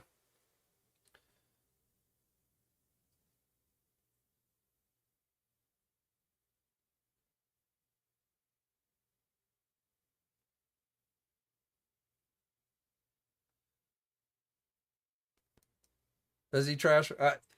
No, not that I'm aware of. And honestly, I could, if somebody wants to talk about me, I say more power to them. I've had a few people like, "Oh, this guy's talking about you." I'm like, "Okay." I mean, I'm here on a public forum, so I mean, people talk about people on public forums all the time, or uh, so. But if anyone thinks I'm going to be duking it out with Talker Art or something, then no. Or anybody who might talk about me or not like me, there's nothing I say in any of my videos that I'm ashamed of. So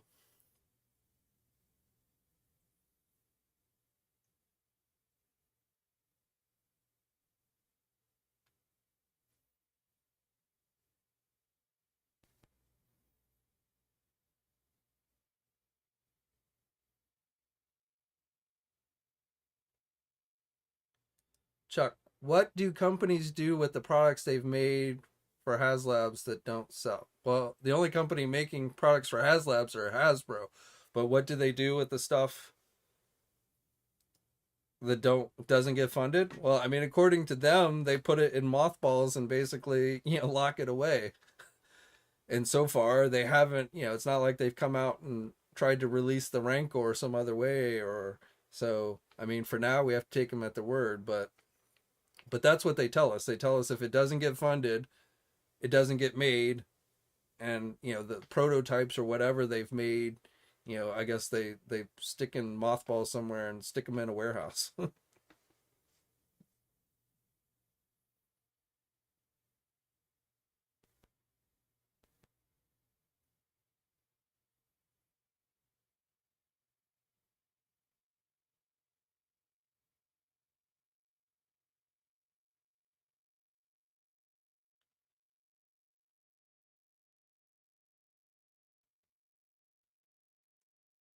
I mean, this is the thing about any of that.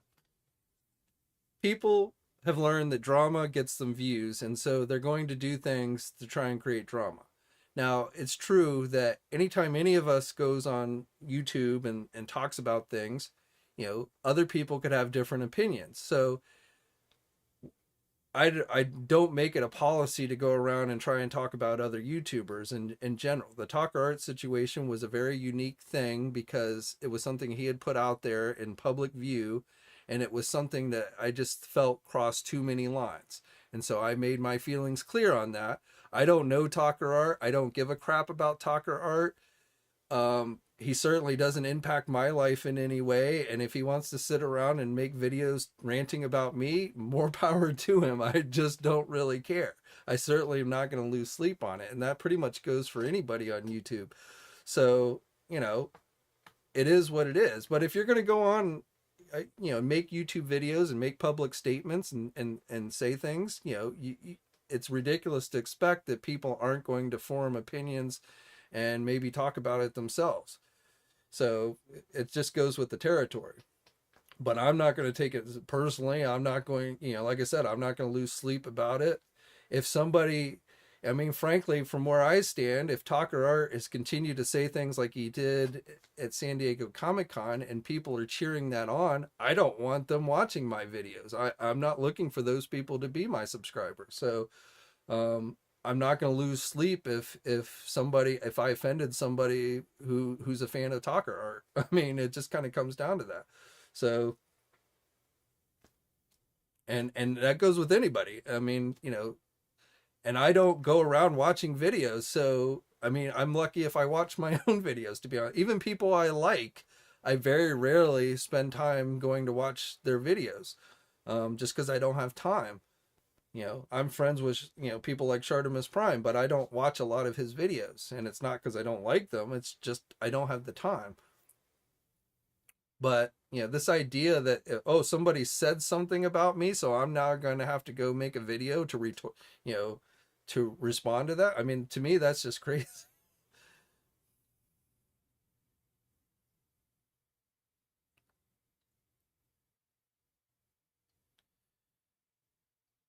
And for me, like, I like coming on here and talking with you guys. I like giving news on YouTube, but my this is not my I run websites. That's what I make my living on. YouTube, if I had to make a living on YouTube, I'd be in serious trouble. I mean, and I'm not looking, I accept that I'm, a 50-year-old, not super exciting guy. I can give you pretty good information on toys in the toy industry, but I'm not here trying to be entertaining. I'm not making little memes. I hate memes. I'm not, throwing in little animated cuts or whatever. I see a lot of these guys spend, trying to make their videos entertaining. And I'm just, I don't have the time for that, for one, because, I'm lucky if I can get out a 15-minute video, 3 times a week. So if my YouTube channel went away tomorrow, it wouldn't be the end of the world for me. Um, I feel like YouTube is a good way to talk with people and get information out, but I'm not dependent on it like some of these other guys. And I certainly don't give a shit about if I'm popular on social media or if I'm trending on social media or anything like that. I hate social media, to be absolutely honest. I have to be on here for my job.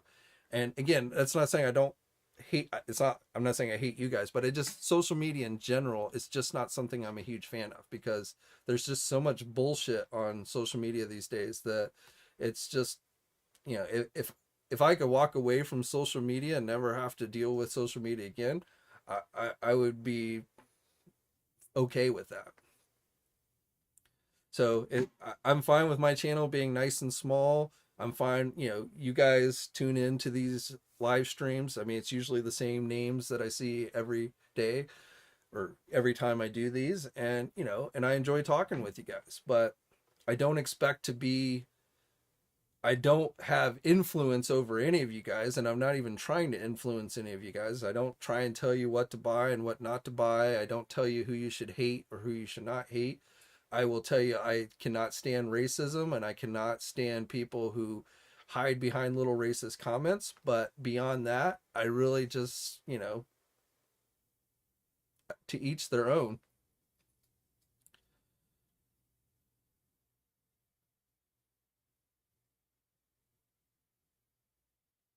I used to.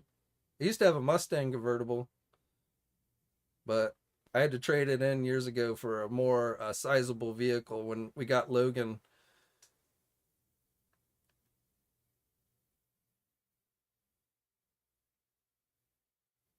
And there's a lot of people.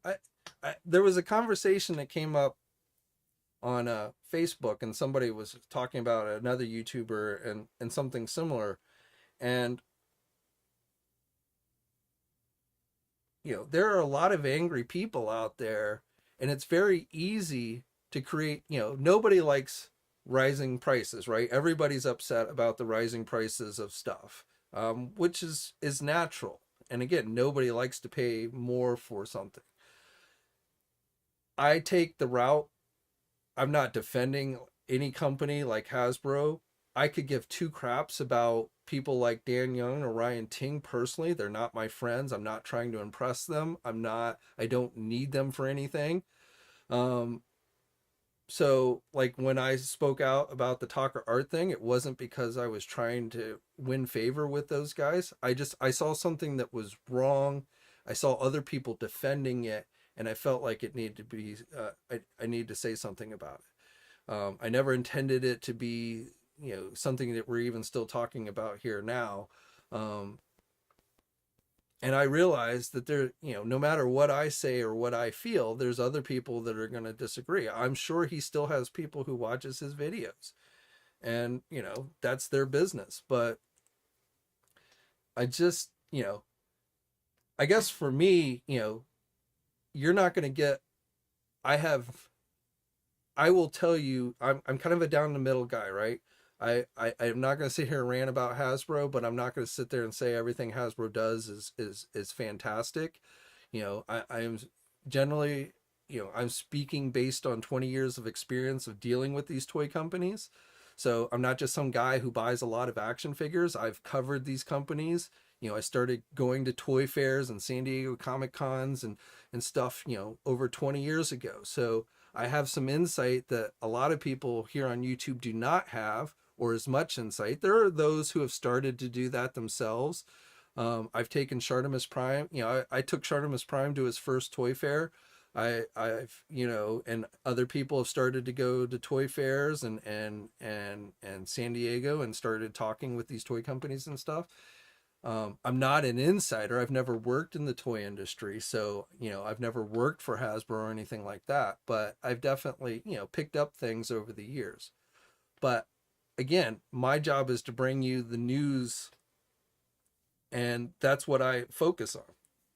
And, here on YouTube, I will give you my opinions about things, but I'm not going to go out of my way to try and accuse Hasbro of ripping you off or something like that. And my feeling, as we've talked about many times, is, you can figure out for yourself what's worth buying and what's not worth buying. If you don't think that HasLab Ghost Rider is worth buying, then don't buy it. And I tend, in that particular case, I tend to agree with you. But at the same time, I'm not going to sit there and try and analyze every thing and say, okay, this only should cost this much, and this should cost this much, and this should cost this much. I just think those are ridiculous. But other people like to do that, and or things like that, and people like to complain, and it's easy to create an echo chamber. People don't like rising prices. So if I go online and I rant about rising prices and I say the companies are horrible for having high prices, there's going to be a lot of people who are going to agree with that, and they're going to watch me because that's what they want to hear, because they don't like the rising prices. They don't really care if there's legitimate reasons for the rising prices. They just know they don't like rising prices. And so they're going to listen to somebody who's going to sit there and tell them that, company A is bad and they're just trying to rip you off because of their rising prices. Now, maybe they are. I don't know. I'm also here to tell you, Hasbro doesn't share their cost breakdowns on things. So, I'm just simply, things like that. But for me, I guess where I'm going with all this is I may not be right about everything, and I certainly don't know everything. But if you're looking for an unbiased opinion about things, and an opinion that has some experience at least with the industry, you know, I don't think there's anybody out there on YouTube, um, or very few people out there on YouTube who spend their time talking about action figures that is going to give you as an unbiased opinion, and thoughts on these things as I am. Now, again, that's not exciting. It's not drama. It's probably not going to get a lot of views. I end up pissing people on both sides because I piss off the people who are anti, toy company, anti Hasbro, and then I end up pissing off the people who are pro Hasbro as well, because I usually point out things on both sides of the fence. And, you know, I don't talk about politics here, but I'm very much the same way when it comes to politics. I'm very much down the middle. And so usually when I talk politics, I just end up pissing off everybody because I'm not far left and I'm not far right. And, and so I basically just don't make anybody happy. But that's who I am. And so, and I don't make any bones about it. And,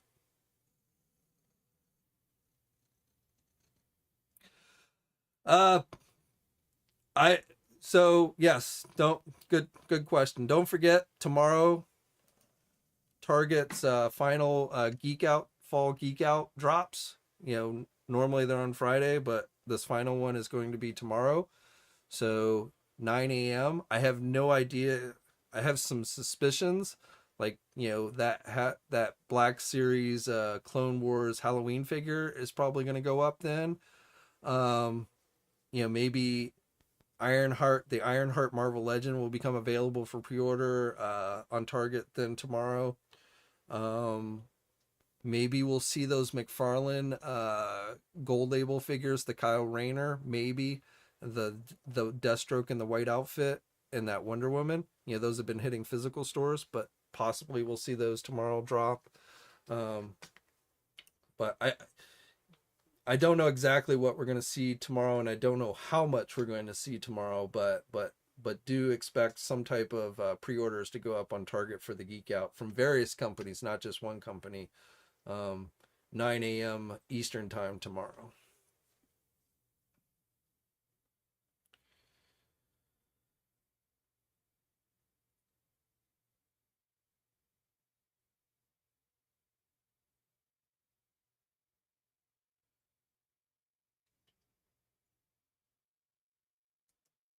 And I saw Bobby Vila,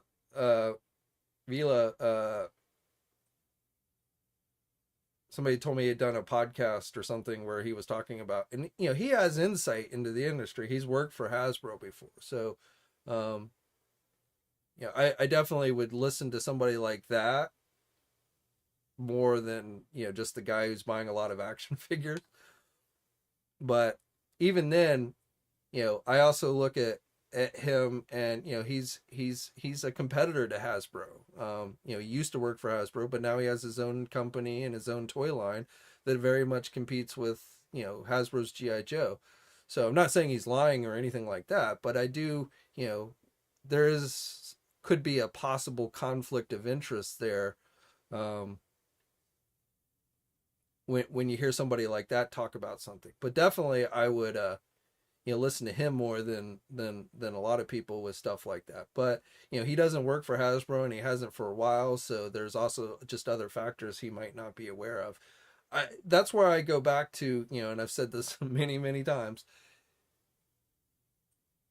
it doesn't really matter what it costs Hasbro to make it or how much of a profit that they're making from it. What matters is whether you think it's worth buying, whether you think you're going to get enjoyment out of it, and whether you think it's worth buying. You don't need someone to tell you how much it costs Hasbro to make it for you to figure that out. Um,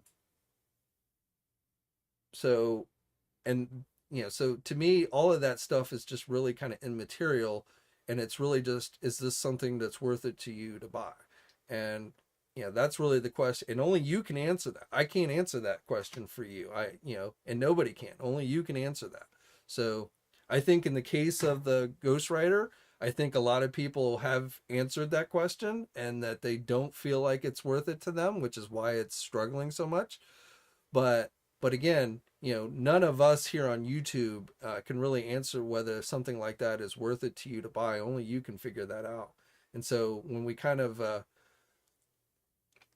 break it down, or when people try and break it down and stuff, I just really feel like that's really kind of wasted effort.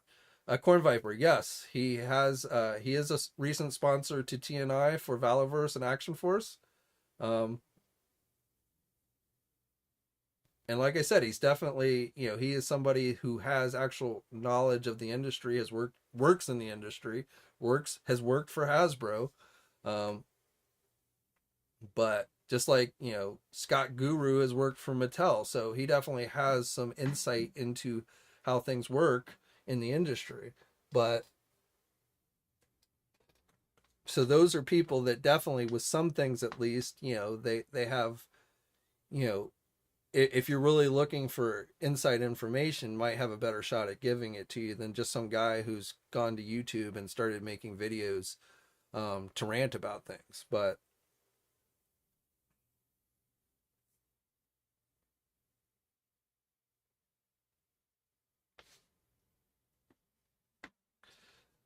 what do you got?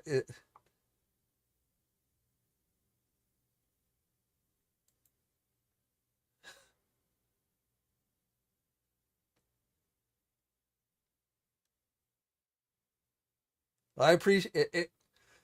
I assume this is the real Dan Young, but I appreciate that. I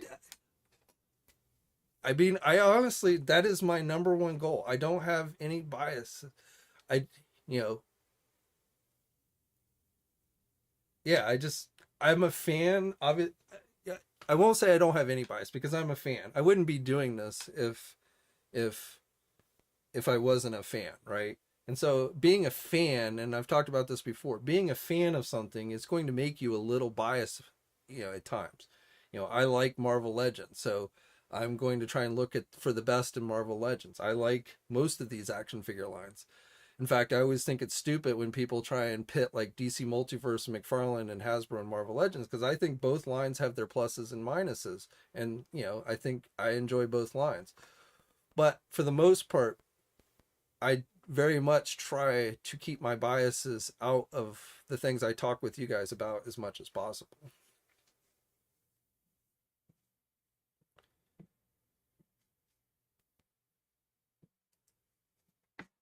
Sorry, my mouse is dying here. I don't know how.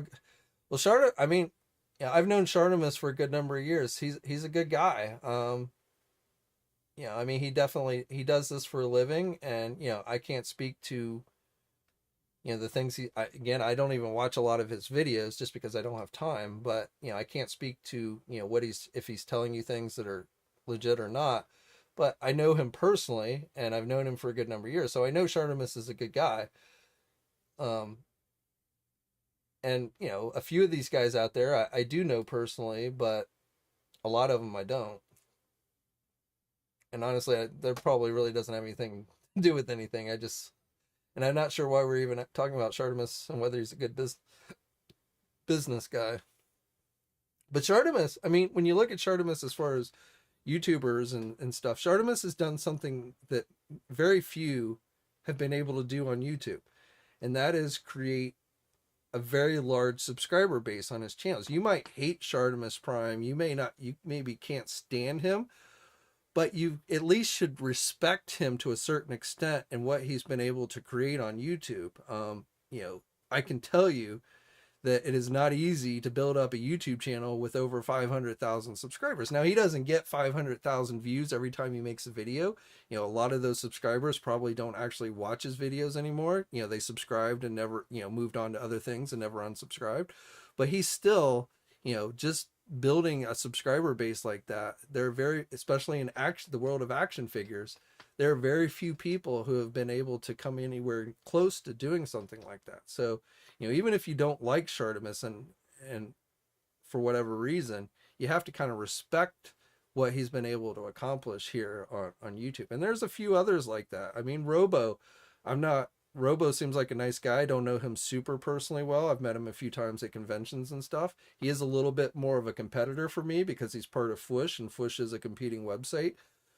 I mean, it's not like major, huge competition between us, but there's a little bit of competition there. But he's done some pretty good things here on YouTube. He's very well liked. He makes videos that get lots of views, and whether I like him personally or not, I have to respect what he's been able to accomplish with his YouTube channel.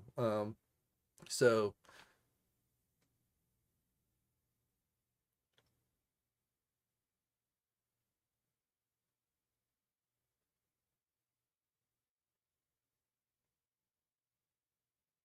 And going back to Talker Art, I don't know. I met Talker Art briefly one time at San Diego Comic Con. I don't know the guy personally.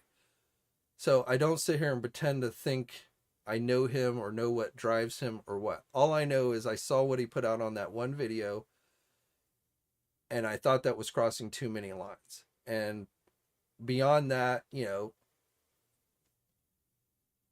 I'm not really, and if you continue to watch his videos, I'm not going to judge you for doing that, to be honest.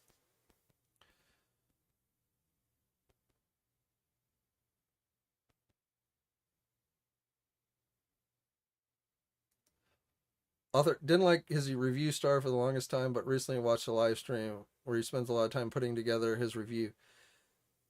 I mean, Shartimus, yeah, and I mean, I think one of the things that really set Shartimus apart from other reviewers was his big time letdown Spider-Man segments, which you know those I mean, I can't imagine how hard it is to come up with those segments every week and still make them entertaining and funny.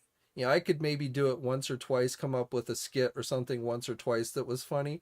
But if I had to do that every week, multiple times a week, I mean, I wouldn't be able to do that. So, I mean, that right off the bat, even if you don't like his reviews at all, just that he does that has always been impressive to me.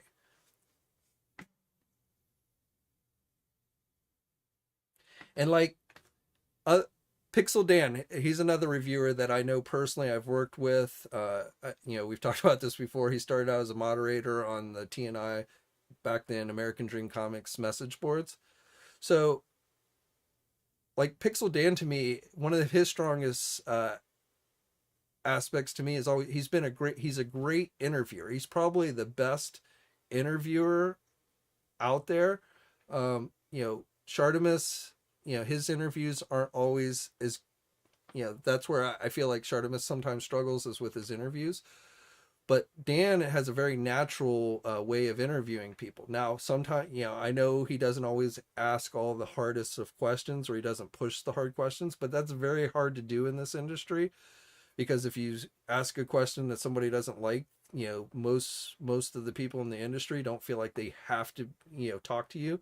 So, you have to kind of, in order to get the interviews, you have to kind of tiptoe around things at times. And so I've always felt like Dan is a very strong interviewer. When he interviews people like Randy or others, obviously he's better at interviews where Dan is a Teenage Mutant Ninja Turtle fan. Dan is a Masters of the Universe fan.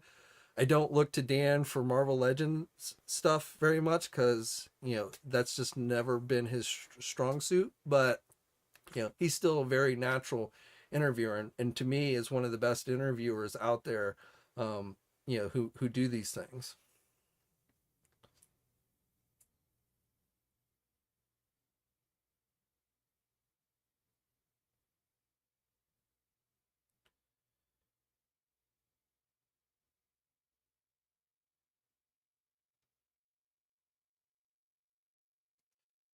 I did see his big wrestling match with um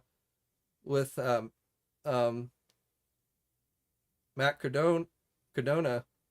So if I mispronounce his name, but the guy who does the wrestling toy podcast. So I saw them do that wrestling match, and I thought the funniest thing was when he pulled out the Vince McMahon action figure and told the guy that he was fired.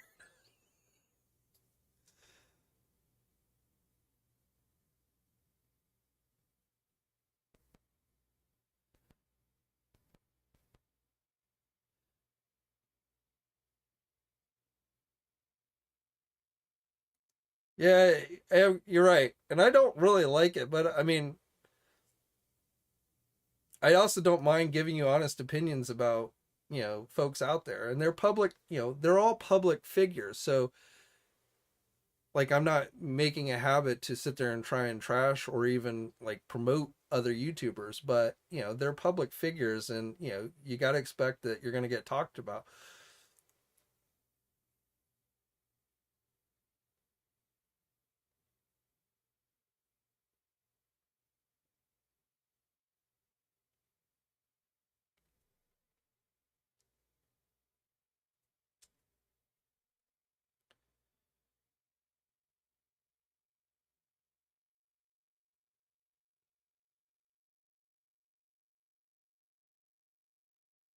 Gary, I appreciate you get your news from me and Fush. Well, more me than Fush, but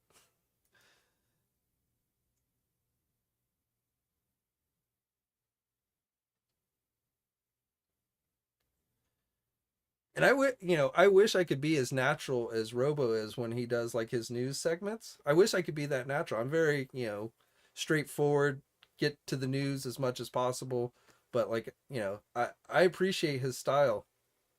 I think my news, being not to toot my own horn too much, but I do think, and I haven't watched all of Robo's videos, so, but from the ones I've seen, I do feel like I give you more information in general. So just straight up information. I do feel like my videos are better, but I very much appreciate Robo's style.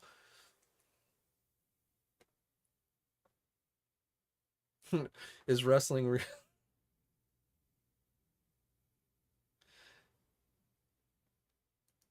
Well, to be fair, the wrestling is real. It's scripted, but those guys, a lot of that stuff you see them do is real. They're not, when they're jumping off things and onto tables and stuff, they're really doing that. They're trained to do it so it causes them the least harm possible, but it's not like that's fake. So wrestling is scripted, the outcomes are already known, but the moves and stuff are real.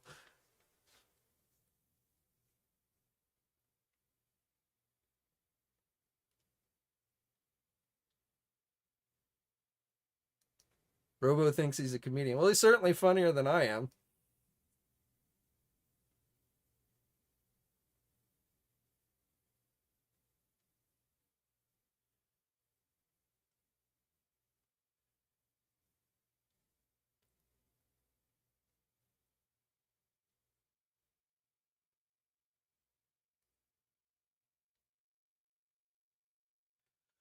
All right, well, it's getting 8:30. We've definitely kind of gotten way off track here, but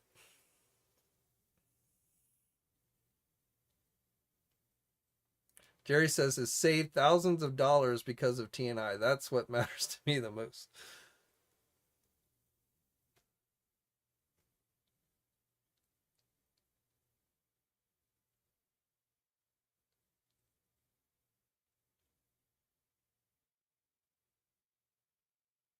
I've watched maybe Anthony's Customs. I assume that's who you're talking about, once or twice, but I've never watched his videos enough to say. I hear a lot of people talk about him saying that like, he's probably the toughest based on what I've heard other people say about him. He's probably like the toughest reviewer as in like very critical, which isn't necessarily a bad thing. I personally don't look at action figures quite that seriously. Um, which is why I I don't consider myself a great toy reviewer because I'm just not that critical about many action figures. The action figures, if there's something like, if the thing's breaking in my hand or, you know, the paint applications are horrible or what have you, then I certainly, will point that out and but but I don't like dissect the figure like some people do. Um, but that's just me. But I've heard he's very, he's very in depth and am I a sports fan? I not every sport. I like college basketball. Well, specifically my team, which are the Louisville Cardinals, and I used to like NFL football, but my team sucks so bad, the Washington now Commanders, that it's really hard to watch these days. But I'm not like a diehard sports fanatic.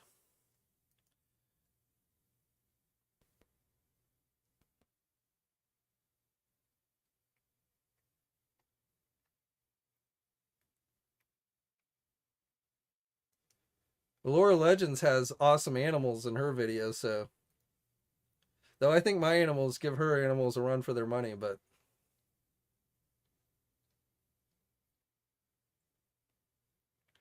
would I want 6-inch A-team figures? I could probably go for, but I feel like if they did 6-inch figures, we'd need to get the van too. So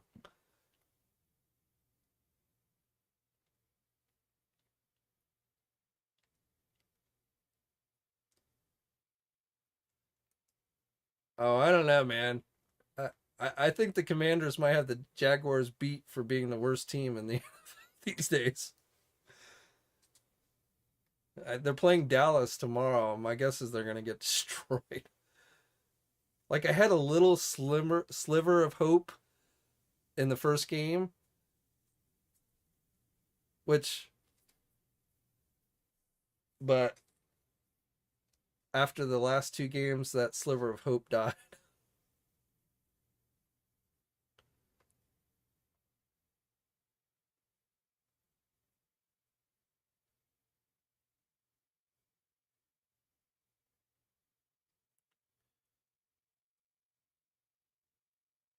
18 van be 300. It probably would.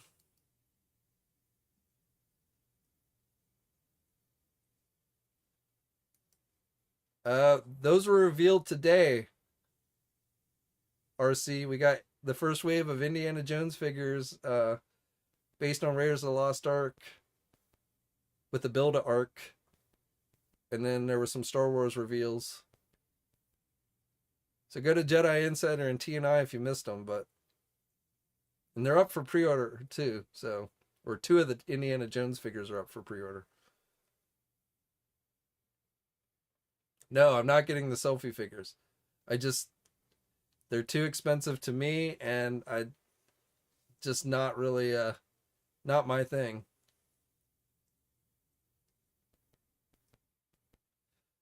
I've not watched that yet, but I with The Rock, I need to.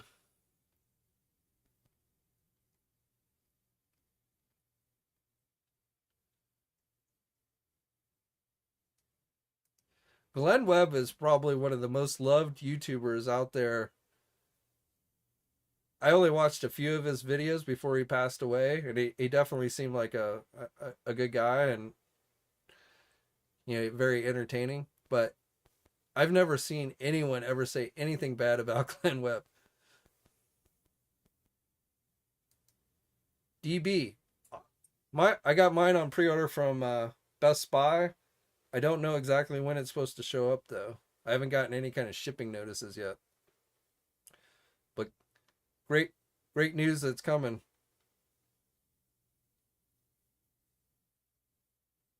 I still have to decide what I'm going to do with the first one because I don't have room for both of them.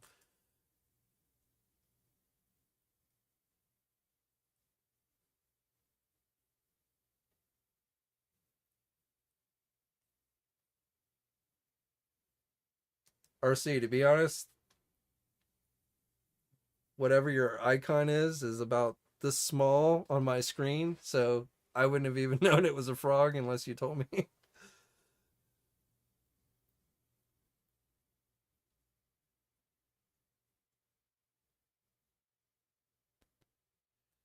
Not a fan of the new House of Dragons series. I found that series to be super. All right. Yeah, we're going to call it a night. It's been a long 2 days. Got kind of chill tomorrow. Take it easy. Maybe watch a little football. Watch my team get slaughtered by the Cowboys. But probably be back on Monday with a news video. But as always, guys, thanks for coming in tonight, chatting with me.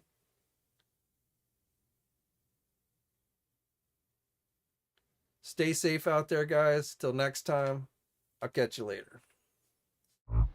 Hey, thanks for watching today's video, and be sure to subscribe to the channel if you haven't already, and hit that bell notification so alerted every time I upload a new video. And be sure to head over to the Toy News International and Marvelous News Message Boards communities. It's a great place to talk toys and win cool contests like $100 store credits to Big Bad Toy Store. And remember, action figures are great.